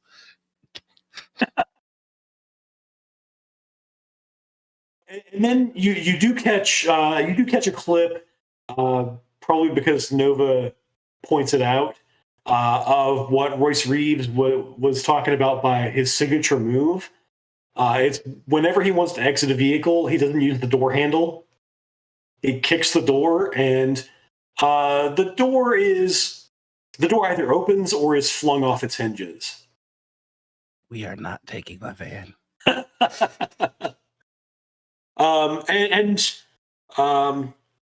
Another bit about him is he is an orc in an orc mask. All right. Yep. I'm going to let you guys do the handling of him. I think I'll just stay in the van. Oh, it's definitely going to be a team effort, friend Slick. He would break me by looking at me too aggressively. I mean, he might, but he seems to be a pretty nice guy, as long as you're not a door or a wall. He's like a golden retriever, maybe. Like, you just gotta get his attention. I'm afraid of dogs. I'm so sorry. It's fine. All right, let's start getting ready. As my grandmama would say, he's livelier than a puppy with two tails. Your grandmother sounds delightful. Why, she is, thank you. Now you want to go meet the band? Is it that obvious on my face that that's where I was going to go? Yes, it was. Oh, okay. Well, I tried to play it cool. That failed, so... Yeah! You don't have to play cool. He's already bolting down to like shove people to get to the front. Yeah, so the band is still playing. By now, Jander has fully de-shirted and is sort of he's doing a crowd surf, and then gets sort of enveloped in the crowd as some of the ladies bring him down. But you still hear the guitar going somehow as he stands up. And sort of makes his way back to the stage and climbs back up. You're actually certain it's not so much climbing up as he sort of floats back up on stage. And then once again, you see the drummer take a drumstick and just wing it at him. It bounces off his head, lands on the floor, and then it flies back into his hand. And he just goes on drumming. That's so cool every time they do that. And then after that song, the band wraps up. Another band takes place to sort of keep the crowd going, and without tags, clears the stage. So they go backstage. I am going to try and sneak my way backstage.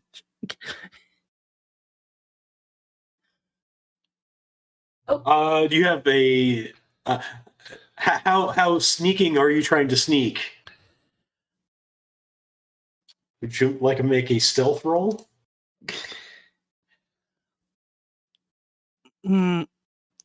Okay, so let's do this smart. I wanna peep whoever is blocking the way backstage, and I would like to hack into their phone, please. Okay. So you can attempt that. You do see there are a couple of guys there, sort of flanking the door to the backstage area, and it's clear that one of them is on their comms. You guys sort of trying to run crowd control. Yeah, the one that's not on his comms, that's the one I'm going after. Okay. So go ahead and make a hacking test. Okay. Using logic, Yeah, so this would be hacking plus logic. Okay. Ooh, did this change? Hacking. Yes, you do have the hacking specialization. Nice. So 4. And because you have analytical mind, this does trigger an edge point for you. Yeah, it does. Okay.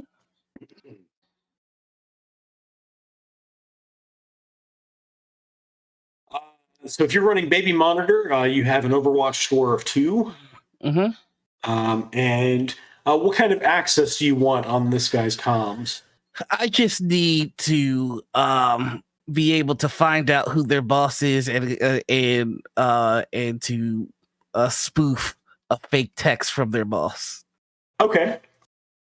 Yeah. So you can do. I believe it's just user access to do that.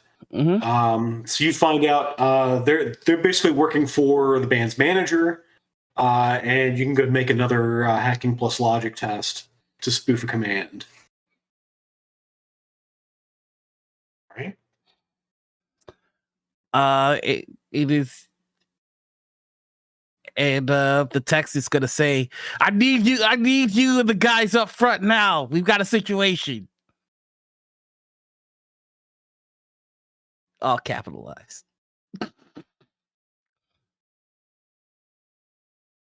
All right. So yeah, he looks at his comms, and so this is sort of they're at the door to the backstage area, and so he motions to the guy who was on his comms, shows him the comm, and they both sort of start shoving people forward out into the main area. And I would just like to shimmy on in while they Okay. do that. Go ahead and make a stealth test. Okay. This won't go poorly. Let's see. I don't think I have stealth as a skill. Okay. So this will be in this case it'll be unskilled agility. Yep.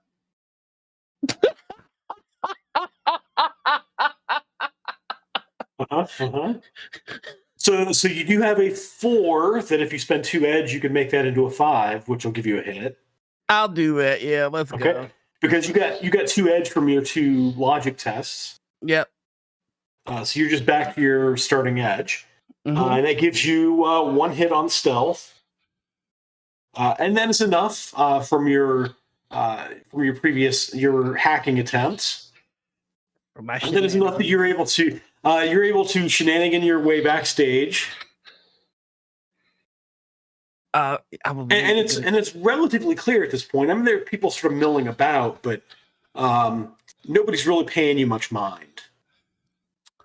I am going to go find. And Nova and Violet, you do see Slick sort of wander backstage.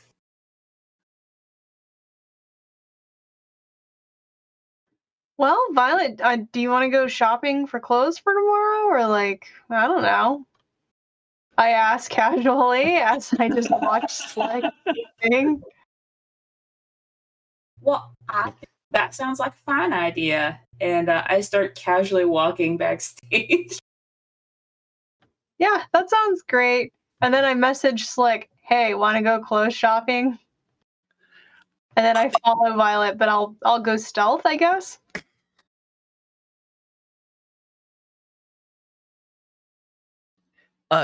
You'll get a text back.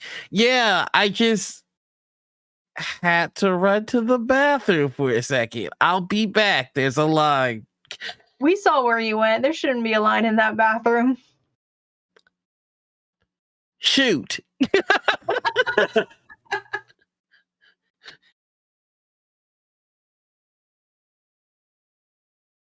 Yes. Uh-huh. Yeah, in fact, you do wander by the bathroom and you do see Jander, still shirtless. He is in the process of doing some Nova Coke. So he's doing some social drugs. And you sort of you keep wandering, and you see there's a dressing room sort of a little further back. You do see the drummer, and there are separate dressing rooms. So let's see, there's a backup singer and a bass guitarist. I'm going to, if there's any like flyers or a poster around, I'm just gonna swipe that real quick. Okay, yeah, you have no trouble grabbing a. In fact, yeah, you can grab a. There's a full size poster. Sort of, it's like there are like push pin holes in it, but there is a poster that you're pretty sure was printed just for this occasion. Oh my god! Because you were told that this is Without Tag's first set at Underworld '93. And so it's a poster for that set. I'm gonna swipe that and go just kind of just roll it up and and it's not a small poster. I mean, it rolls up and it's like a full size poster. Yeah, so it's clear that I stole this. You know what? It's fine. I'm sure there will be consequences to my actions. Hey guys! So you see him just sort of bolt back out from backstage. He's got this rolled up tube under his arm, and he's making his way toward the door. Did you want to get signed? You think? But I stole it. But you think they know? Like, you're good with talking with people. You can do the talking thing, and they won't be mad at me. And then they'll sign it, and then it won't just be limited edition. It'd be the most limited edition. Yes, please.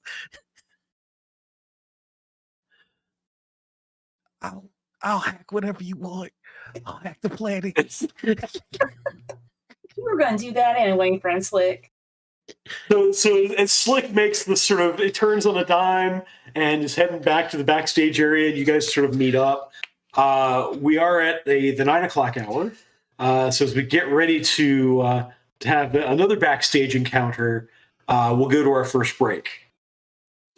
And that's my cue to talk about our giveaway this week, which I don't have a picture for yet. But Scott Glancy, our guest on Rules of Cool, was kind enough to donate tonight's giveaway 3 books for your book stand from the old ones themselves. Bumps in the Night is a collection of non-mythos scenarios for Call of Cthulhu. Then there's Final Flight, a standalone Call of Cthulhu scenario set aboard a doomed South African airliner. And then Mysteries of the Mesoamerica, a source book on Mesoamerica archaeology, culture, and religion with 4 scenarios that take advantage of that setting. Type REMPC in the chat for your free entry to win. And we will be back in 10 minutes, folks. Just as soon as I actually find the spot to click. There we go. See you in 10.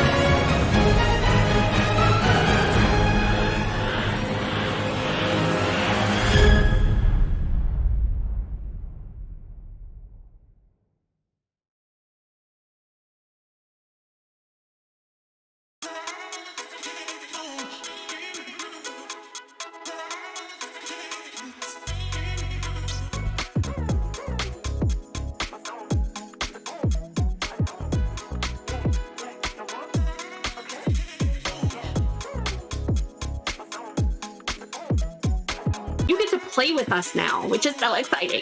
So with channel points, bits, and subscribes, you can give rewards to the player of your choice. So how to do that is, no, not Bob.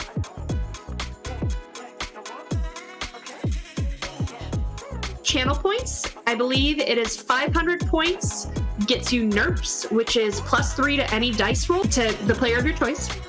For 1,000 channel points, you can do a point of edge to any player.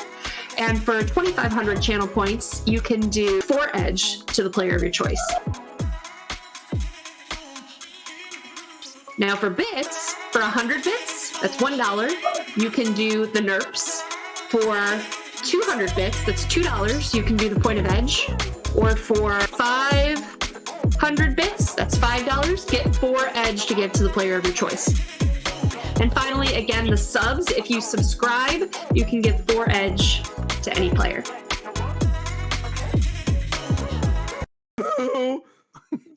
What a spell! Spell! She says spell like 92 times. You gotta feel it. Spell.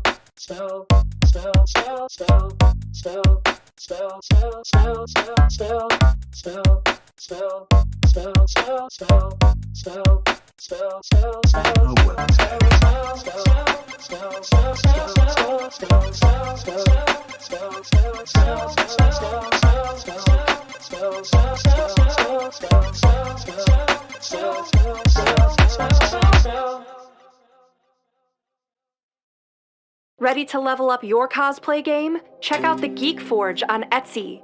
With a variety of props to give your photos that extra spark, you'll find just what you need. Hold magical fire in the palm of your hand, or take a potion to restore your mana. With a large variety of colors, you can choose your own magical flavor for your cosplay. Bring drama to your photo shoots with these vibrant props and more, all available at the Geek Forge. Are you ready to level up your cosplay?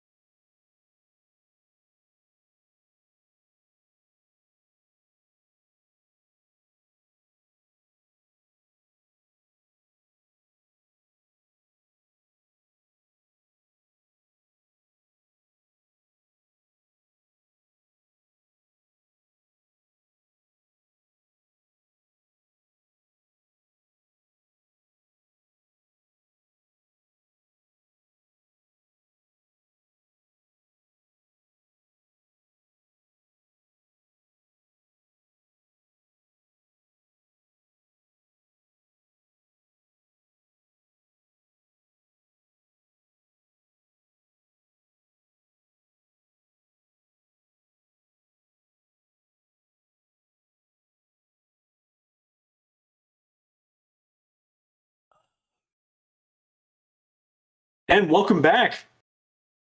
So we are at Underworld 93 at the just after the Johnson meet, and our group is going backstage again. I think to try to get this poster autographed. So there's still some chaos abound. I won't make you roll the stealth roll again. You guys are able to, and in fact, maybe Violet just walks back. That was my plan. Okay.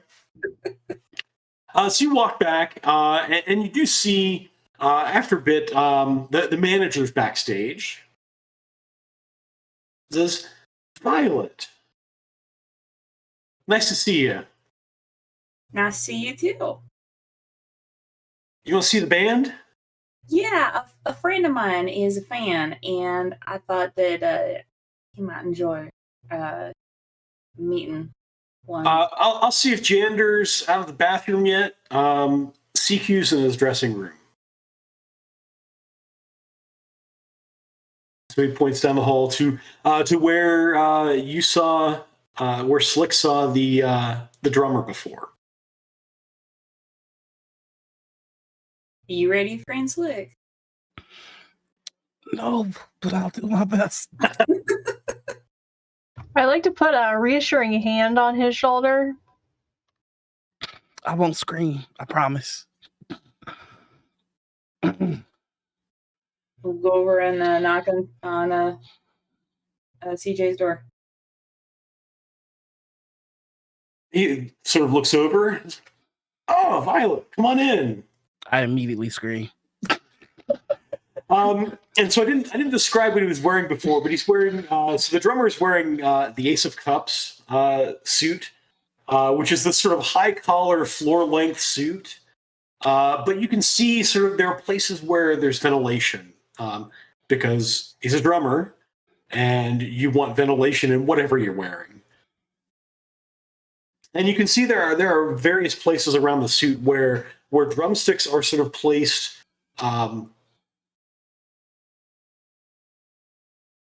Tactically.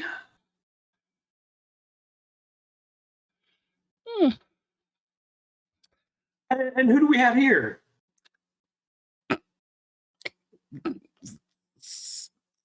Like, my name Slick. Slick, nice to meet you. Friends? My friend Slick. Have a seat. What can I do for you? Yeah. You guys got paid last time, right? We did, yeah. Good. Could you poster my sign?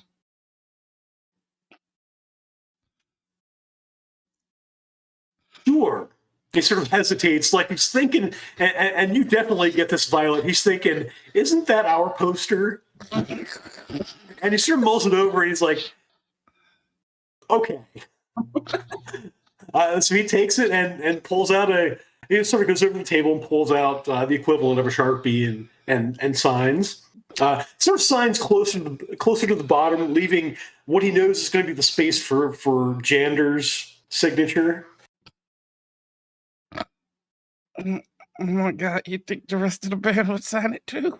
Oh yeah, no problem. Hang on a minute. And he sort of presses his comm link, and after a while, the bass guitarist and the backup singer, who are not yet named, we're leaving them open for future players to make their stories. But they come in and they sign, and then. Eventually, Jander comes in, sort of being pushed along by the manager. Yeah, I'm moving. Come on, man. I haven't gone off with anybody. I've been good this. Oh, you give me all this hassle.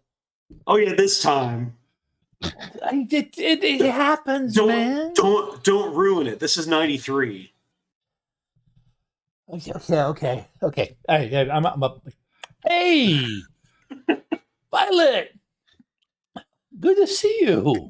It's good to see you too, Xander. I want you to meet my friend Slick over here. What Slick?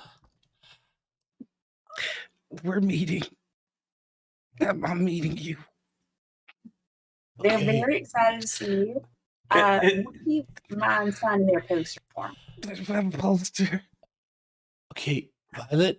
And CQ sort of passes you the Sharpie and says, "Your usual place is ready." Man, you know me. All right. And big, looping signature that actually like leaves the paper for part of the signature for the big loop of the J. So cool. This is a big poster. Yeah. The arm sweeps. Oh, wow. I didn't know they had these out for sale. Neat. Yep, neat. He rolls it back up. Here you go, man. Thank you. Can I get a picture of everybody? I'm sorry to ask for so much. It's just the greatest day of my life.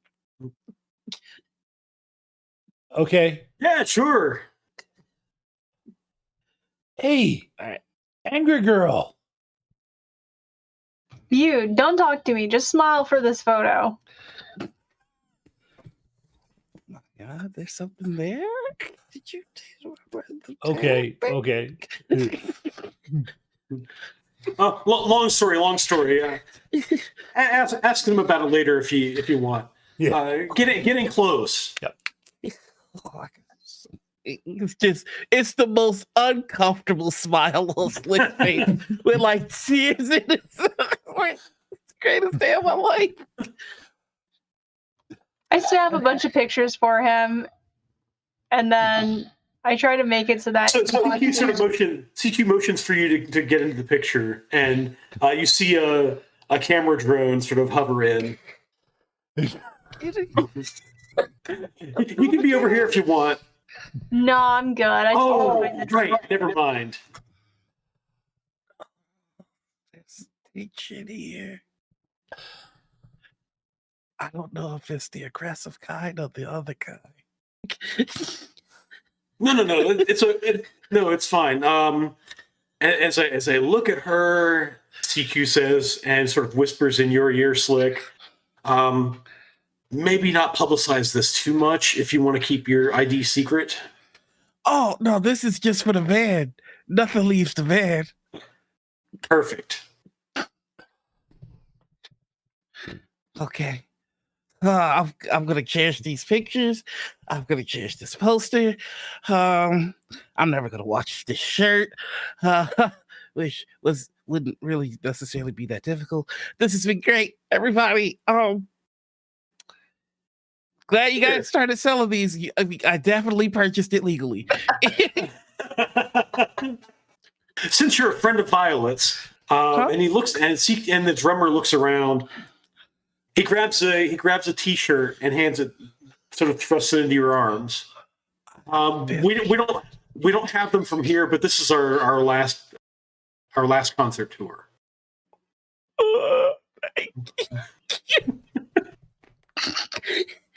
Just holds on to it, my 5th shirt.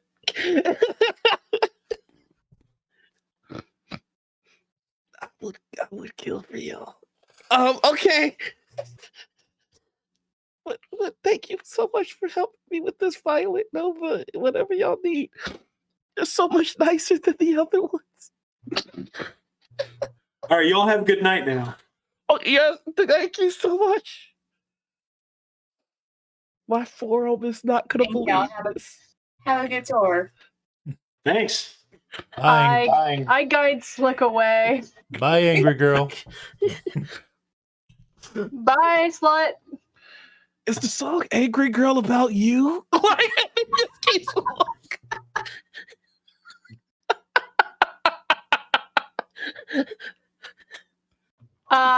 He tried to get lucky and then got kidnapped, and then we had to go get him, but then that wasn't the problem, and it was just nonsense.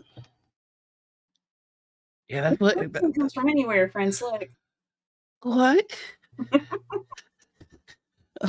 I'm sorry. The excitement got to my ears and I didn't hear you. What did you say? Well, I say inspiration comes from anywhere, so the song about the angry girl could be about. It sounds like it. I can't believe you dated. I mean, not dated. You guys know the band. That's so cool. We were hired to do a job. Slick. Okay, just like one of the coolest up and coming bands ever, but it was fine. Just a job, whatever. So we should start preparing for Orc Berserker Bonanza Bionicle. Well, I can't remember his name. Everything. Billy Berserker. Yeah, Billy Banana. You don't remember his name now, but after you have experienced this guy, you will not forget. I don't want to experience this guy if he thinks it's a good idea to go around kicking cars. Like, what did a car ever do to him? Like, cars have feelings. Yeah, when we drive him around, we should just leave the doors unlocked, and if he runs out, we'll just go get him. Don't try to lock him in. All right, I'm the driver. I'm gonna be. Does he insist on sitting in the passenger seat? I'm gonna be sitting right next. I'm gonna be sick. No, usually celebrities sit in the back. Right, celebrities back. Oh, like a. I'm gonna be a limo driver.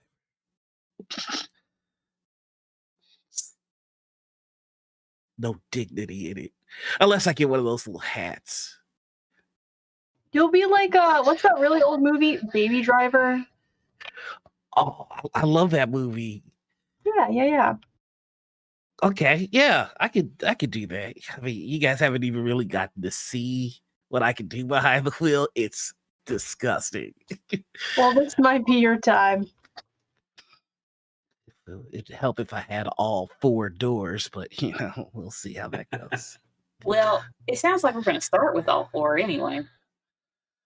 Yeah, so you get outside, and there is the Range Rover that you've been provided the keys to, and he said in the back would be your sins. And so you open the back, and sure enough, this is just like Nova and Violet. This is just like before.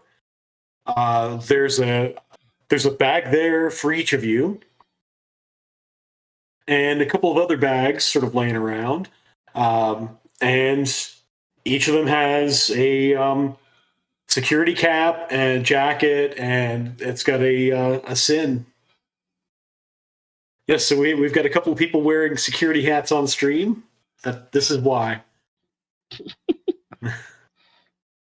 I forgot mine. Okay, I mean, at first I've got to just don't judge me. And you just see him kind of pressing his hands all over the car. I got to get used to the feel of it. I don't drive. Go ahead. Yeah, this looks perfectly normal to me. I don't know anything about this. Just touching all over the steering wheel. Nice leather. All right. Yeah, this is a luxury SUV. I mean, it's a little gaudy for my taste. You can't even see. Oh, radio. All right. I'm ready to drive it now. We have become one. Also, can I remote drive this car? Yes. In fact, it does have the adaptation for it. You can jump in if you need to. Okay. Yes. Perfect. This is good. The things are looking up. I like this. If we succeed on this, did we ever technically say we would give the car back? Because Nova had a great idea of having a backup car, and I can work with this. I can't sleep in it, so that's why it's the backup. I have to be able to sleep in my main car. We'll talk about it later. Or we can talk about it now. You might want to wait until the job is over to see if there's anything left to work with. I won't let him hurt this thing.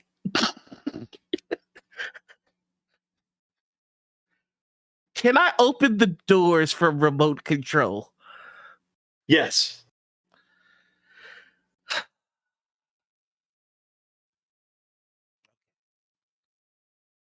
All right.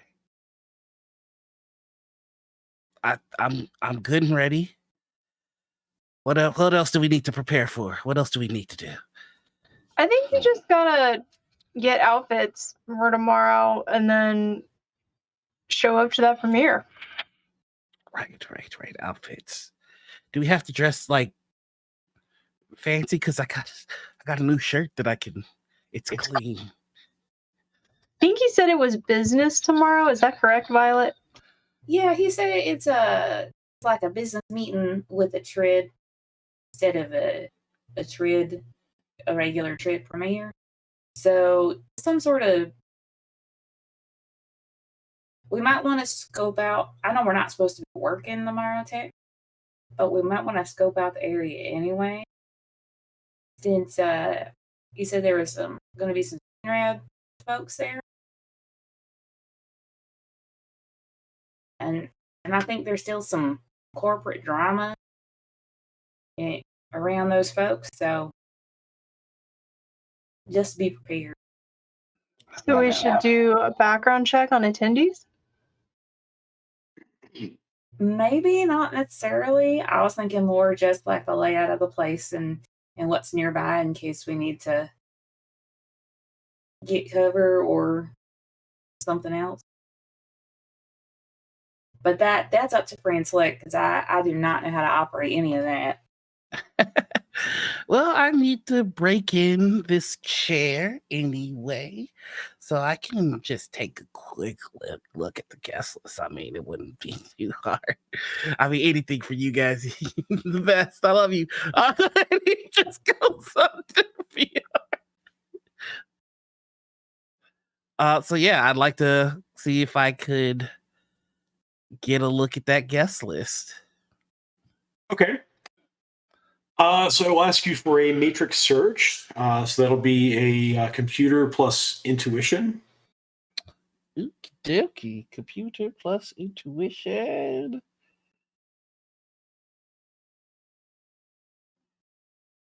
Yeah.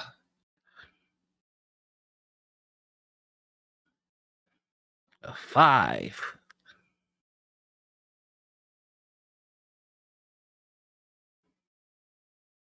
Okay.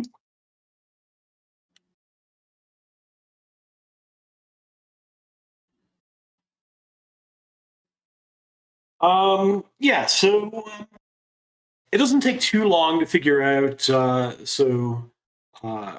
Royce Reeves does have a hotel room reserved, downtown hotel. It's actually pretty close to where the premiere is going to be. And he's got a suite reserved. And this suite, he's got this suite reserved until the day after the premiere. He does not have. He has not really reported any guests to the hotel. But you might be able to search and hack his comms to find out. Yes, I would like to run Snoop on his on him. Okay. I'm learning. So this actually lets you intercept major traffic sent to and from your target for as long as you have access. I can listen to, view, or read this data live, and I can save it for later for playback and viewing. So you will have to hack his comm link. Yep. So that'll be hacking plus logic. Let's do it. Oh, that's not great. Not great. You do get an edge for analytical mind. Okay. Ooh, but that is a failure. I would like to. Let's see. I'm trying to see what my rolls were, so I can try and. You've got some 4s there, so you could spend 2 edge to make a 4 into a 5, and hits go to the acting character, which is you. I'm gonna use 2 of my edge here. Or ties go to the acting character. Okay, so essentially you're spending the 1 edge plus the 1 you just got for Analytical Mind. Mm-hmm. Your Overwatch score is 3. Yep, because I got Baby Monitor up. Plus, I believe it's 3 per round for the admin access you have to have for this. Mm-hmm. So we'll do that. And you gain admin access. You definitely get the sense this barely happened for you. It was a close one, but it's because I'm in this new car. That was pretty terrible. Rolled 2 hits on 13 dice. It's embarrassing.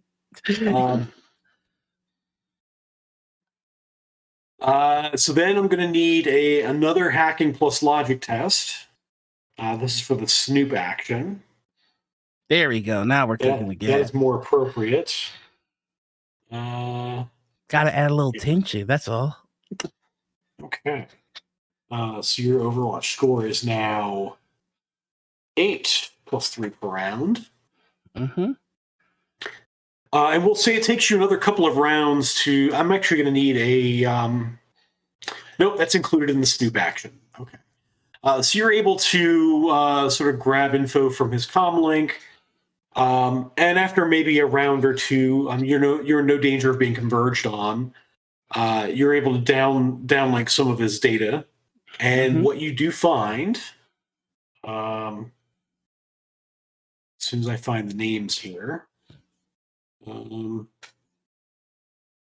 he's got an appointment tomorrow night at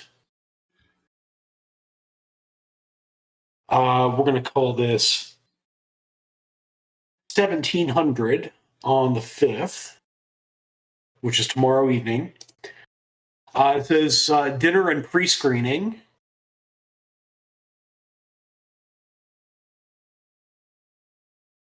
And there are 3 names, which I will copy into the chat. There's the first one, Ken Serrano, VP for Special Projects, Spin Global. Second one is, that should be David Davis, VP for Trid Production, Spin Global Seattle.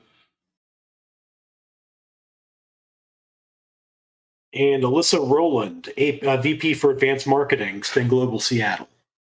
So these are local execs. Mm. And Spin Global is the megacorp that is producing Billy Redux. Okay. Well, I'm going to share that information with my lovely, lovely team. Also going to make a copy of it for my own devices, just so I have it to recall later. And then I think I'm going to leave, hop out, and reboot my device so that I don't want anybody tracking me. That is absolutely the procedure. All right. And technically, so since we had the conversation earlier, these are things you don't have to go unconscious for. You can do this all in AR. Yep. Mostly the things you get are, if you're going VR, I think you get a bonus, and you act faster. So if you're in Matrix Combat, you want to be in full VR. Okay. So yeah, as soon as I hop out, I'm gonna go. Got the information. I should have sent it to your devices already. I'm not to brag, but this is what I do. Oh, first one, you should be bragging. You did a great job. It's true. Thank you. I mean, yeah. So, if there's anything else we need to do before we go shopping, as it were, for, I guess, business type clothes. I mean, can't I just put a like blazer over my band shirt? No, okay, we'll do business. But yeah, I think we're looking good here.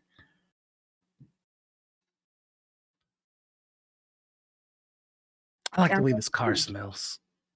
Sorry, yeah, great.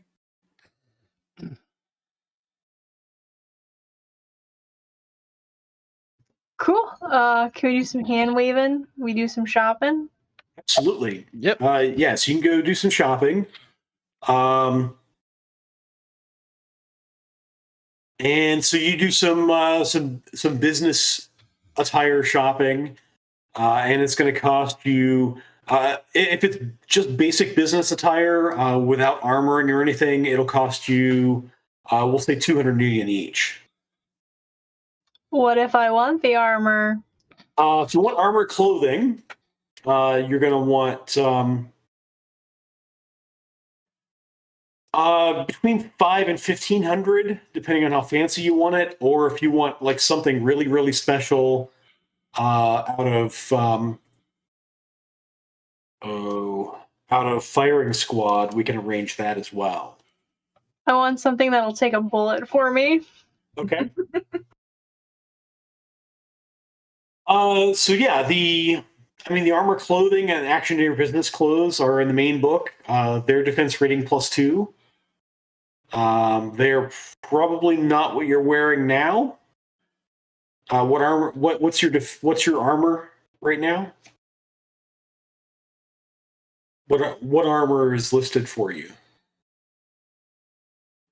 I'm looking to see where I find that. I'm not sure you have any armor, Slick. Yeah, my car is my armor. But for the record, let's see here. I have armor vest and ortho skin. So the armor vest is +3. So the armor vest is better than either of the two options I gave you. So for armor, you're going to look on your character sheet under the arms tab, and scroll down on the right. It'll have an armor section, which may be completely blank for you.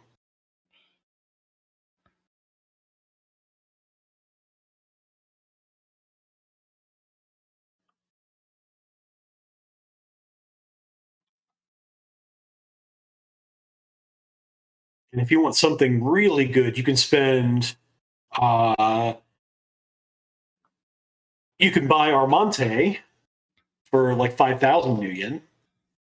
That's about as protective as your armor vest. Tell me more. But it's very fancy. It is defense rating +3, so it's the same as your armor vest, but is much more social. Yes, my armor vest has a -1 social. The Armante suit or dress has +10. So social rating is just like a defense rating or an attack rating, but is used in quote unquote social combat.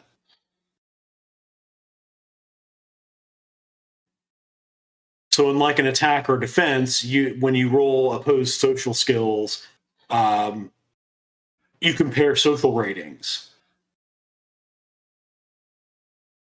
Well, I might want to upgrade my auctioneer business clothes. Yes, I get this. Yeah, the auctioneer business clothes are. Does it list the social rating on it? I have a 0 on my sheet. That doesn't necessarily mean that it. The auctioneer business clothing is +2 social. Okay. But it is not as good. So the best one looks to be the Armante at +10 social. And it'll cost you 5,000 nuyen. Sheet is updated. Okay. And is that what you're getting, Slick? Just the regular. They're getting armored clothing, right? They're getting armored clothing and very fancy armored clothing. Yeah, if you just want the sort of your basic business suit, that'll cost you like $250.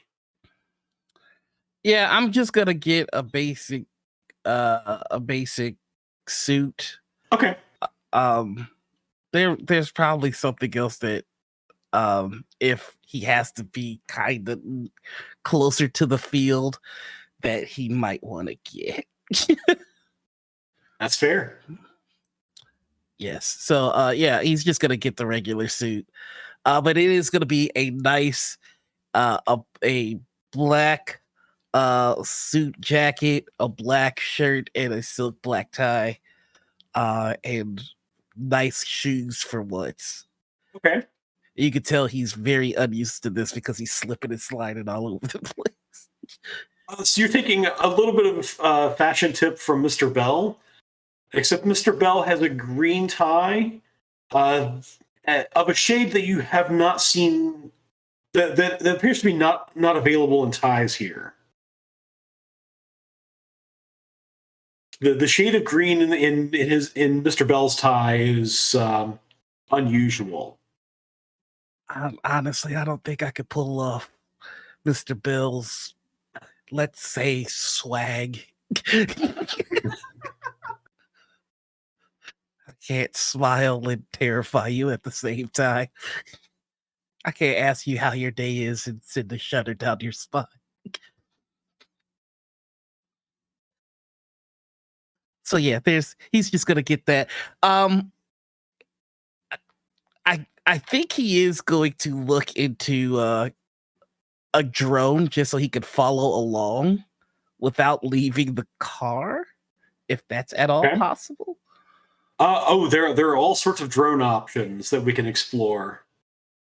Yeah, we don't have to do that right now, but that's what he's looking into. Okay. Yeah, there are all sorts of drone options, depending on what kind of situation you anticipate sending the drone into. But yeah, it is definitely a thing you can do. Stay in the van and let your drones do the fighting for you or the spying for you. Pretty much anything except the social for you. Yeah, I was looking into putting a gun on them. Yep, that is definitely a thing.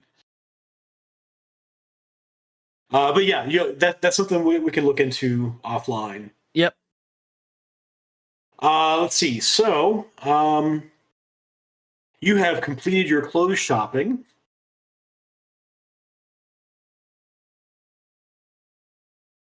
Anything else you need to do before the pre-screening dinner? Reinforce the passenger side door. He's spending quite some time just welding. Yeah, so for as nice as this Range Rover is, it is stock for that model. So it is a luxury SUV, but it is unmodified. Okay. Yeah.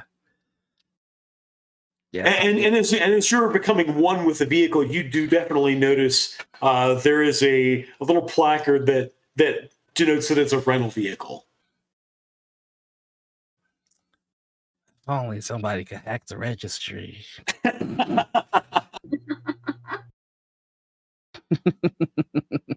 Daddy just got a new car.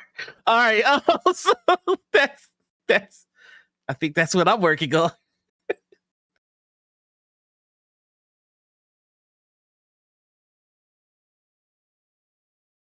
Cool. I just go home and go to sleep. Okay. So we'll fast forward to the next evening when you've got the pre-screening. So you arrive at the hotel in the nice SUV. The valet offers to take it. Do you surrender the SUV to the valet, or do you insist on self-parking? I'll park it myself. It's just okay. I find better parking spots. It's the excuse that I give the valet. All It sort of grunts at you as you drive off. Not apologizing. So you make a piloting test. Ooh, piloting using what reaction? Yep. So it goes on for reaction. That's right.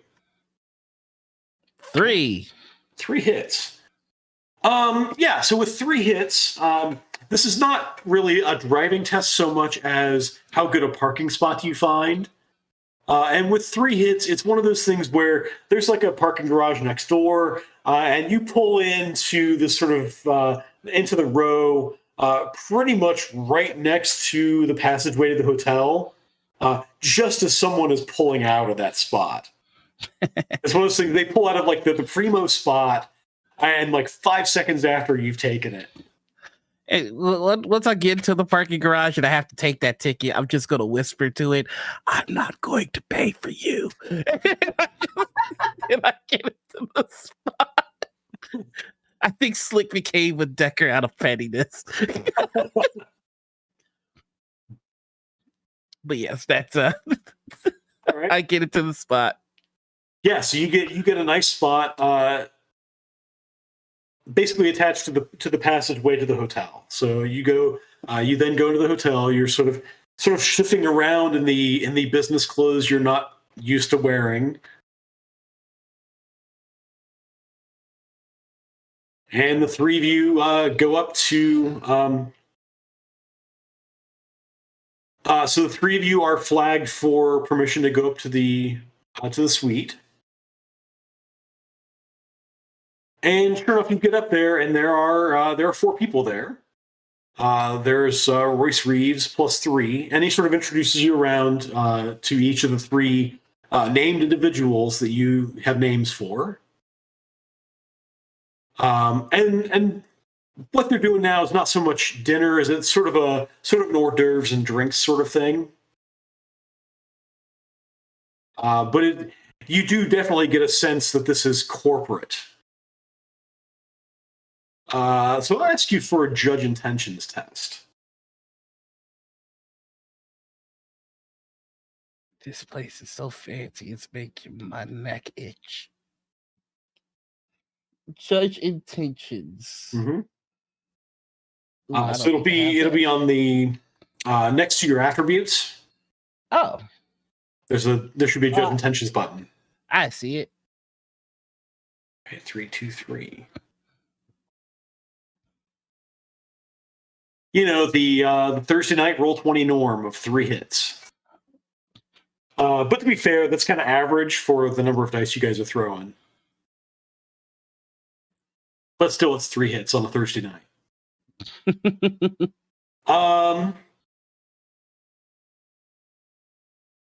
Yeah, so I mean that's the sense you get. It's very corporate.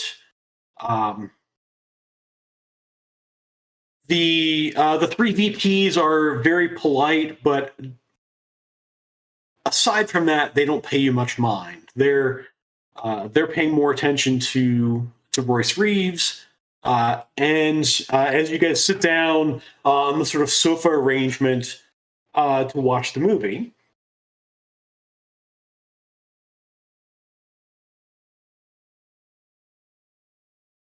And the movie then comes up,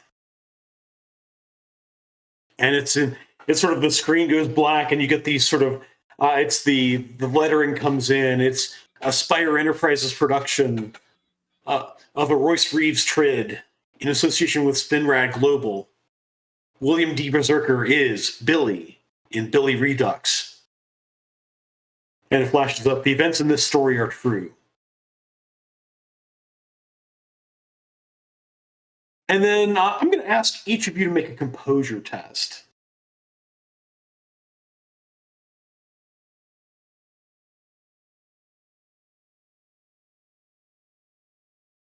I'm so freaking composed. Wow.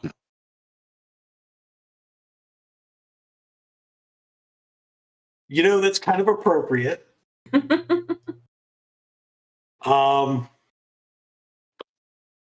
So Nova, you are definitely the most bored of the three of you.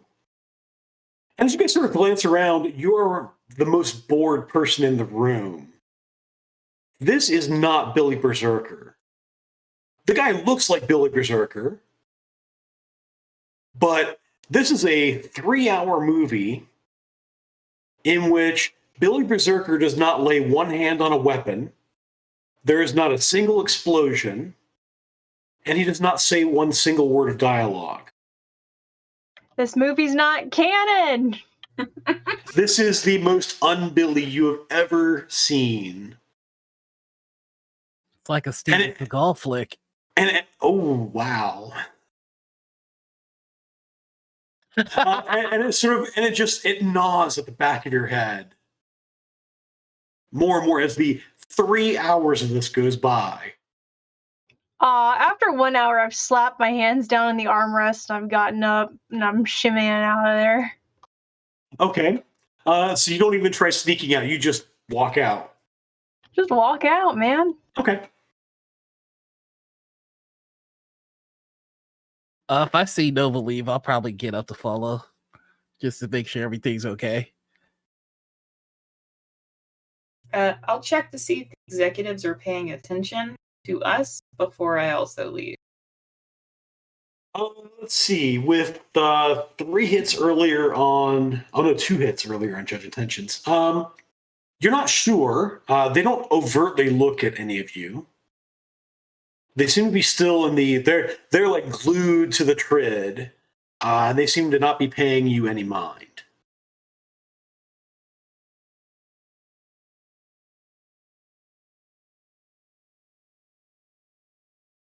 And so, do you stick around, or you duck outside as well?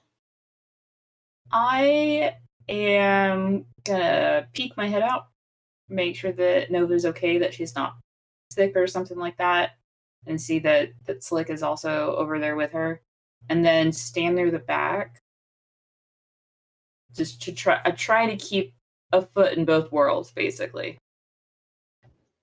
Okay. They have popcorn here, right? Soy corn, yeah, whatever. Yeah, there's popcorn here. Okay, I'm just sitting down on the floor outside and just eating popcorn angrily. Just gonna kind of pop up like, you okay? I kind of saw you dip on out of there. This is the worst Billy Berserker movie I've ever seen in my entire life. This is not him. I would certainly hope so, because this movie was horrible. And you're sure? I mean, it's only been an hour, and you're sure it's not going to end anytime soon. It's just a long tug to nowhere. Just keep stringing you along, and then nothing. Maybe there's one sick ass fight scene at the end. It should have already there should have been 17 fight scenes in the first hour. 17? I've got to check out the back catalog. Look, are you gonna be okay? I'm probably gonna try and get back in there to finish the job, or whatever. If you want, I can hand you the keys to the rover. You don't have to sit out here on the floor. I'm just gonna eat this popcorn. But thanks, I appreciate it, and I accept the keys. Do you want some of this popcorn before I eat it all? I'll just take a handful. It's probably not fancy to walk in with a. Fill your pockets. Fill both pockets. We're not fancy people. And he puts some in on the outside and the inside breast pocket. Smells better too. All right, you take care of yourself out here, and then if you need anything, just and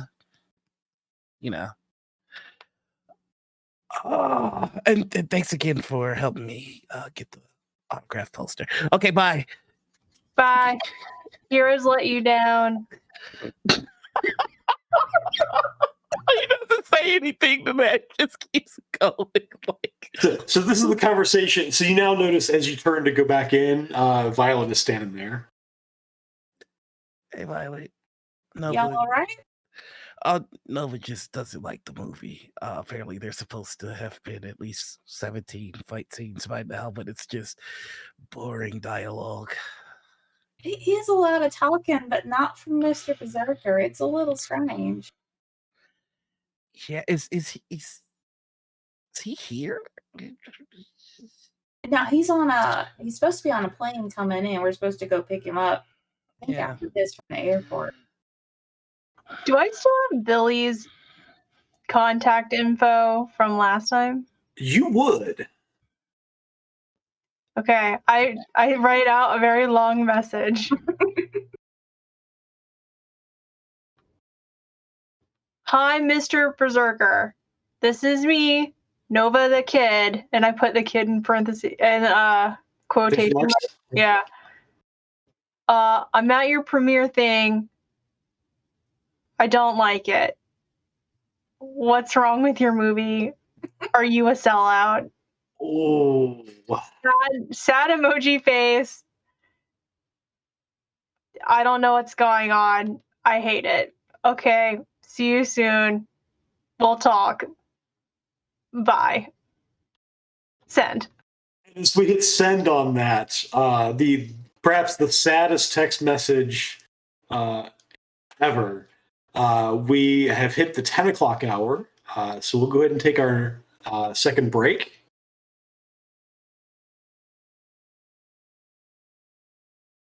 And so that's our cue to talk about the hashtag RemPC. Yep, that's the cue for Tom to have trouble unmuting his mic. That's fair. So today, for Scott Glenn, the interview on Rules of Cool has been nice enough to donate tonight's giveaway. 3 books for your book stand from the old ones themselves. Bump in the Night, a collection of non-mythos scenarios for Call of Cthulhu. Final Flight, a standalone Call of Cthulhu scenario set aboard a doomed South African airliner. And Mysteries of Mesoamerica, a source book on Mesoamerica archaeology, culture, and religion with 4 scenarios that take advantage of that setting. It's a lot of quality Call of Cthulhu setting information and scenarios. And it can be yours for the simple thing of typing in RemPC or subscribing, hashtag RemPC, or subscribing or donating bits. And that's it. Stay tuned for stay tuned for the break because we've got some interesting Kickstarters in there. This is probably the first time we have the promo trailers for Exit Vector and the Subversion Kickstarter, which is coming up very soon. Be back in 10, folks.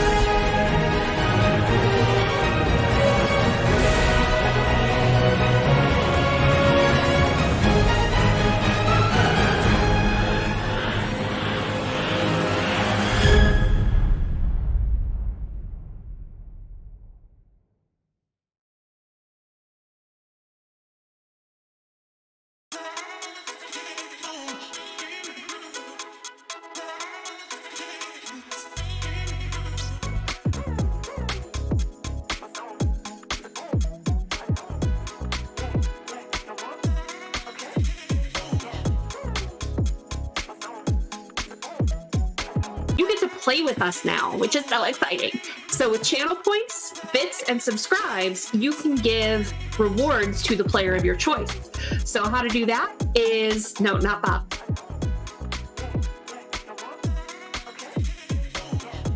Channel points, I believe it is 500 points, gets you NERPs, which is +3 to any dice roll to the player of your choice.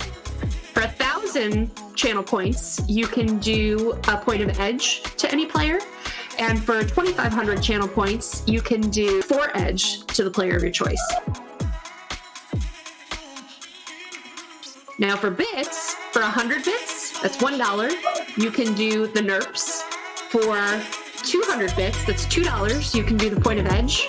Or for 500 bits, that's $5, get 4 edge to give to the player of your choice. And finally, again, the subs, if you subscribe, you can give 4 edge to any player.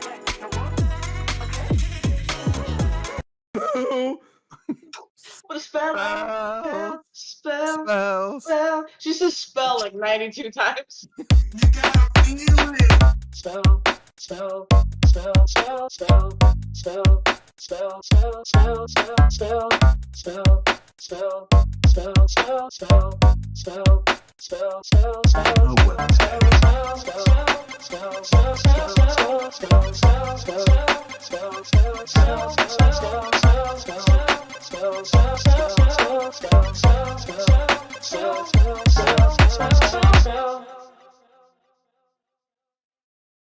Ready to level up your cosplay game? Check out the Geek Forge on Etsy. With a variety of props to give your photos that extra spark, you'll find just what you need. Hold magical fire in the palm of your hand, or take a potion to restore your mana. With a large variety of colors, you can choose your own magical flavor for your cosplay. Bring drama to your photo shoots with these vibrant props and more, all available at the Geek Forge. Are you ready to level up your cosplay?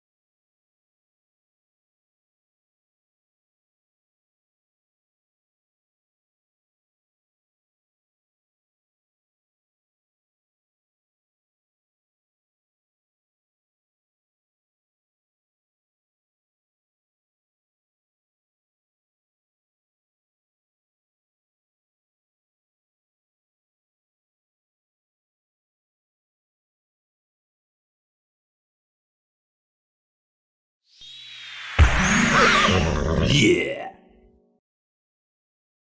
In the city of Neo-Babylon, full of powerful magic and emerging cyber technology, the authorities say that they know what's best, but only ever seem to help themselves. That's where you come in. If the powerful won't help, you'll just have to get things done on your own. Hey folks, I'm Opti, the founder of Fragging Unicorns Games and creator of the Subversion RPG. In Subversion, you and your friends play as envoys, representatives of your communities taking direct action to serve and save the people around you. But there's a catch. Both characters and communities have values that are important to them. Trying to subvert an oppressive world around you while also holding true to those values isn't an easy task. Neo-Babylon is a world much like our own, but where magic and wondrous things have always existed. And the ancient Babylonian Empire was the first to wield that magic to conquer and assimilate their enemies.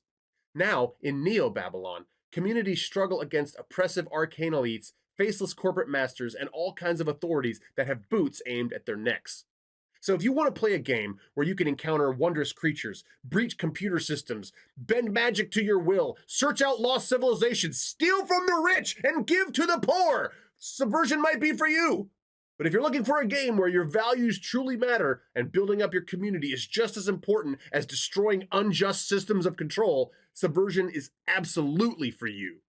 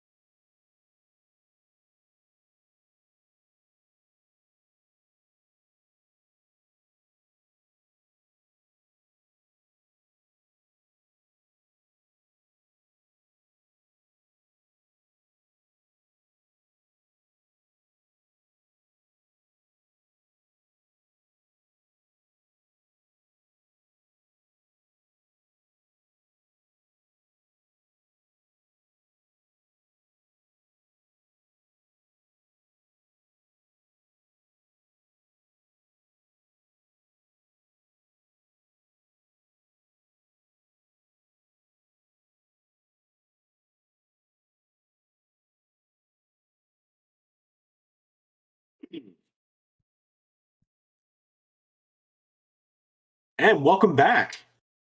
We're in the middle of the pre-screening for Billy Redux.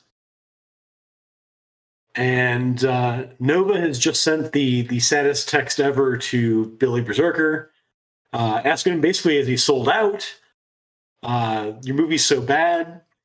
And you do get a text back. It's actually the series of texts. Hey kid, what happened? Sell out? Huh?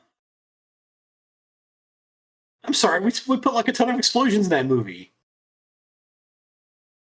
What did you not like? What did you not like? I mean, the plot was a little meh, but the action scenes were a total blast. That's a bonus pun for Ram. So that's the response you get back from Billy. Meanwhile, so Violet and Slick, have you gone back into the movie? Yeah. Okay. Just eating popcorn out of my suit. So you go back in, and you're at the point in the movie where Billy's sitting in the passenger seat, and there's a very long van ride. It's a very long. So this is like 30 minutes, and there's dialogue all around him, but Billy's not saying a word. I am waiting. And then they pull up to this building, and he uses the door handle to get out of the car. Okay, enough of this. I'm hacking into this. There's something wrong here.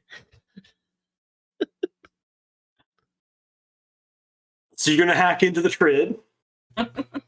Yeah,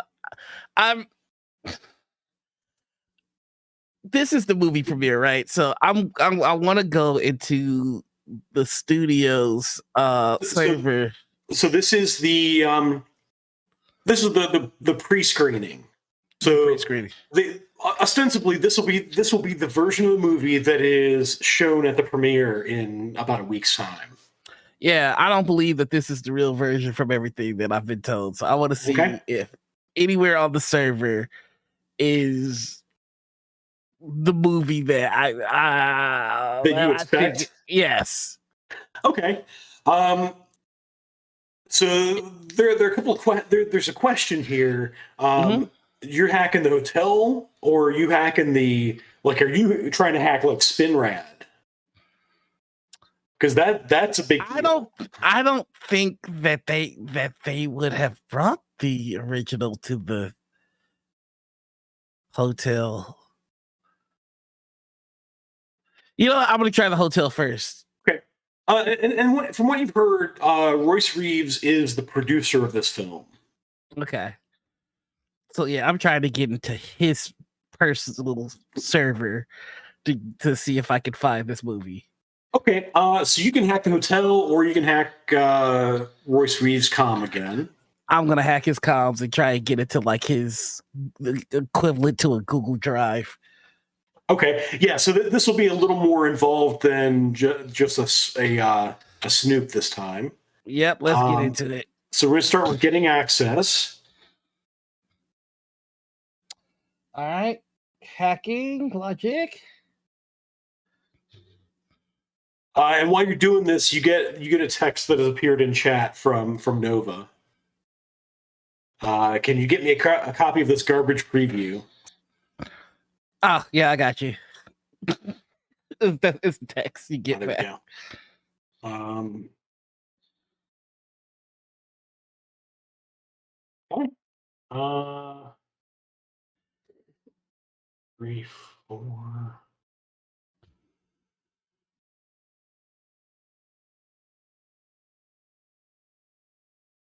I'm going to invoke bad luck for you by spending some edge. Oh boy. So you do manage to get into his comms, but you do suffer a glitch. Okay.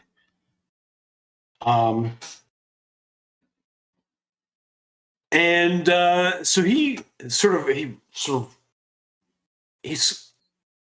from what you saw, he was sort of glued to the Trid, and then he goes to look at his comm link, and that's when Violet, you realize that that Slick has gone full VR to do this hack. Instead of staying AR and awake, he is full VR and asleep. And Reeves is sort of banging on his comm link. So you're going to have 1 round to do some searching on this comm link before he reboots it. Okay. So this will be a computer plus intuition. Okay, computer plus intuition.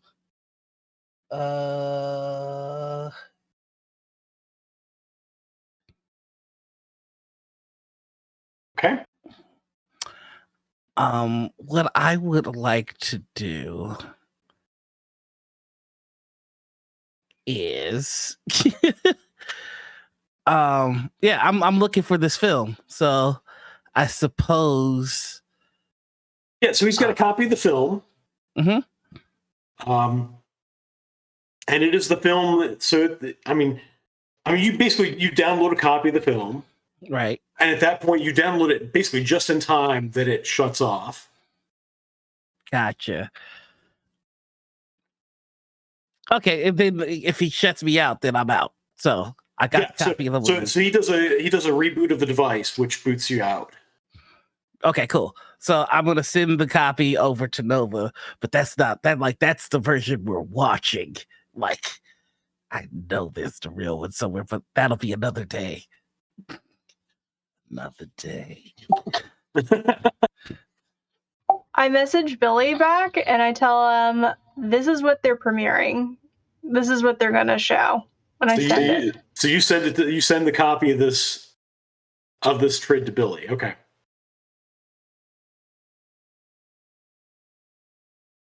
All right. Go ahead. What is Royce doing as he's rebooting his comm? Is he just rebooting it, or? He reboots it. Thinks about it, and then it looks like he turns it off. and sits back down and watches the movie.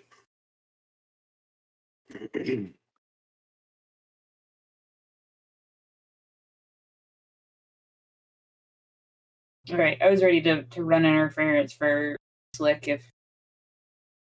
So at that point, Slick wakes back up, and as far as you can tell, nobody really noticed that he fell asleep. So the movie continues on. It does go a full 3 hours. 3 hours. 3 hours. God, it's like the Snyder cut. And it's almost like they pad it, they stretched things out to pad it so that the runtime is exactly 3 hours on the nose.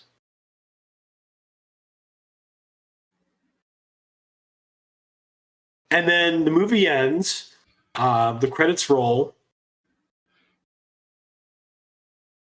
and the suits get up, and they're like, "Excellent work, Royce.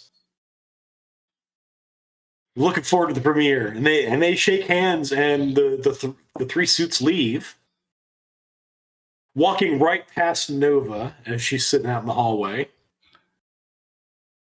Nova is, in the meantime, you're scanning through this. You sort of scan through fast forward, and from what you saw, it was the same movie to the point you walked out.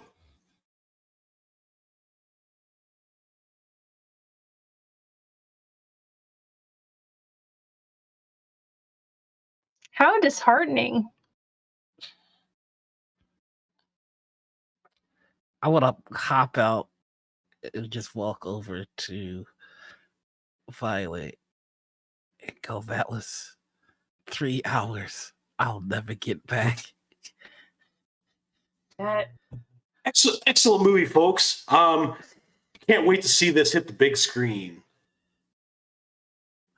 Now, if you'll excuse me, I have some work to do. Remember, you have. I'll send you the itinerary tomorrow for Mr. Berserker's arrival. Mr. Reese, are you feeling all right? Feeling fine. Why do you ask? You've been working with Mr. Berserker for a long time. Yeah. That it seemed like for a movie that was about Mr. Berserker, he didn't get an awful lot of screen time or. He didn't say nothing. That's what's so great about it. Is it? Go ahead and make a judge intention test. Yeah, I was gonna say, can I judge his intent? So Nova, do you walk back in at this point? It's clear the movie is over because the executives have left. Yeah, I make a note of all the different executives. Like, I take their pictures, kind of like with my. Because you have is it cyber eyes, or are you wearing like glasses, or? I got contacts. Okay. So yeah, you can with your tech, you can take pictures of each of them. That's not a problem. Cool. The ones that look really pleased with themselves and like really like. Oh, they all three of them look very pleased with themselves. Okay.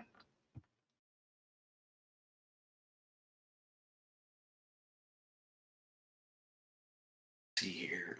And yeah, I'll walk in once I see them leave, but like Nova, but my teammates have not left, so I go in to join them. Okay. So you're walking in, and that's about when Royce says, "That's what's so great about it." And with 4 hits on Judge Intentions, there is definitely something wrong. There's definitely something off. The 7 hits on Judge Intention tell me exactly what's wrong. wrong. You have 7 hits. Wow. I missed that one as it traveled up. Yeah, with 7 hits, there's some fear in his eyes. It's pretty well hidden, even from you, Violet. But Slick, you recognize there's some fear in his eyes, and he's kind of anxious to get you out of here. I'm gonna put a hand on his shoulder and go, from one scared guy to the next. You got to do something about it, because just pretending like whatever it is that's got you scared ain't happening. It's just gonna get you killed quicker. He does not respond. All right, guess it's the hard way then. Well, Mr. Royce, thank you so much for letting us come to this big screen here. Yeah. And we'll get that itinerary from you so we can. Yeah, I'll send it to you tomorrow. You get some sleep now, sir. I'll do that. Y'all have a good night now. Yeah. Impossible. That's impossible.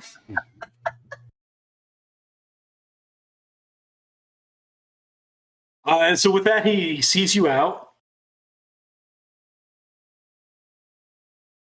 What hotel is this? Is it a Spinrad property? I'm sorry? Is it a Spinrad property? No.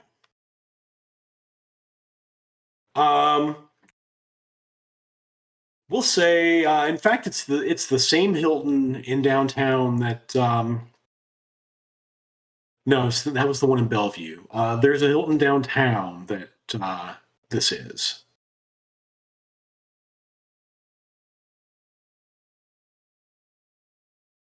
When we get back in the vehicle, I just kind of look at everyone and I'm like, so I sent it to Billy, and I think he's gonna make heads roll. Yeah, I don't know if any caught that back there, but that guy is terrified. I don't know if it's Billy or what, but It's probably Billy and whoever's making him do it. oof.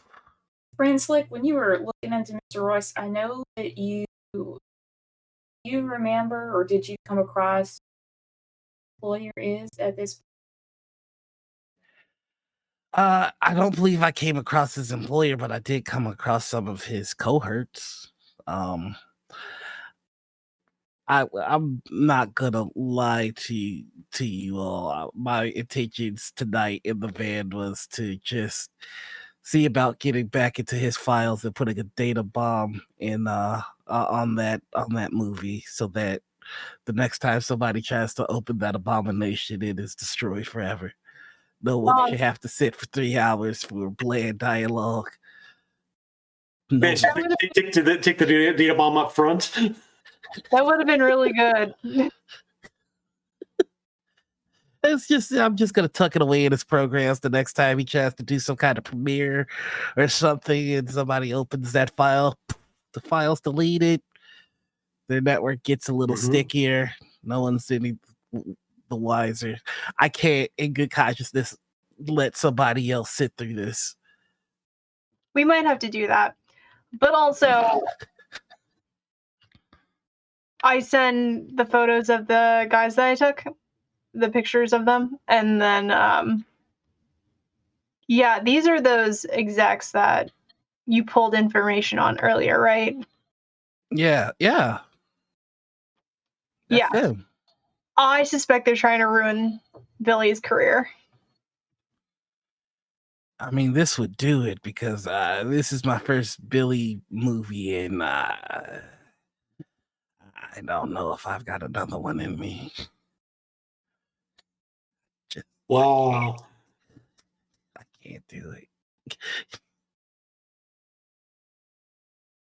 You have to understand, I'm a fan of the classics of grand cinema, like Batman Forever. This was no Batman Forever.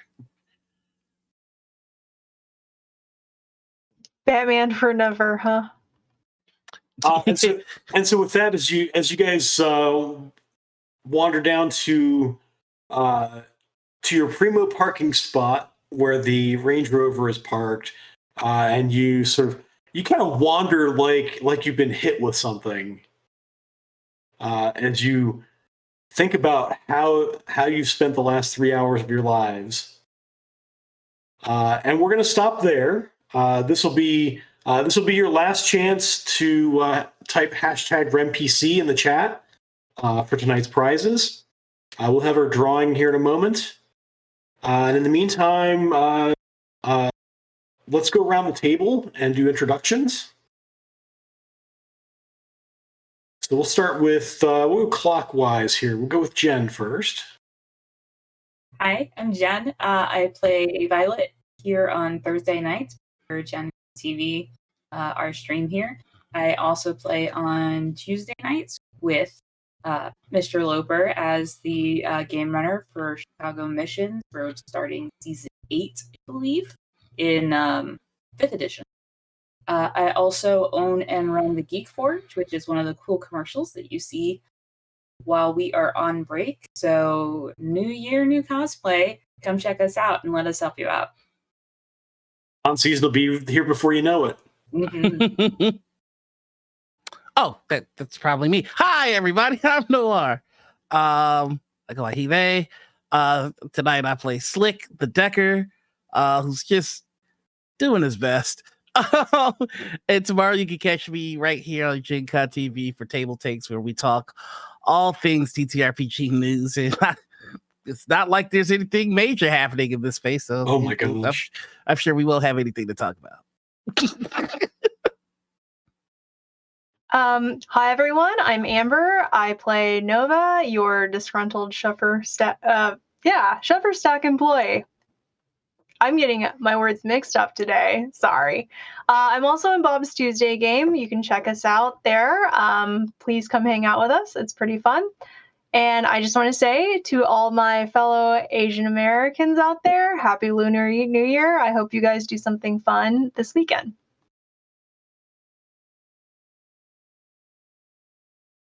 And I'm Bob, your game runner, and I'm also running on Tuesday nights over on twitch.tv/Master of Rem, running the Season 5 Chicago Missions arc. We're in Season 8, the final season. The bugs are back in town, and it's all coming loose. Let's see if any of our characters survive this season. Hey, Bob, does this mean that after season 8 we're fired? I don't know. I'm sorry for asking. Never mind. I'm scared. Yeah, let's ask that on stream. Sure. Not no. I'm kidding. What's the best way to be corporate about this? I think that's being very.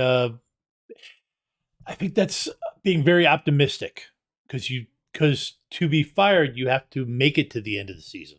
You have to survive the season. That's right. So come on Tuesdays and tell us what our new characters should be, and see who survives.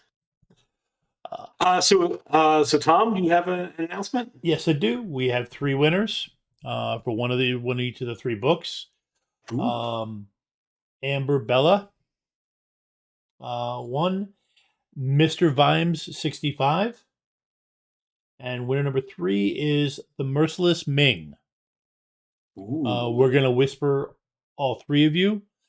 So if you can give us when we do that, please give us a give us an email address so we can arrange to get your shipping information and everything. So that Mr. Bell can arrange bag delivery. Yeah, no, that's just creepy. No. So thank you everybody for joining us.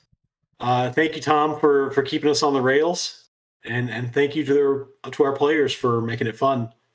We'll see you next week when we figure out how our runners are going to save Billy's reputation. We'll see you then. Bye.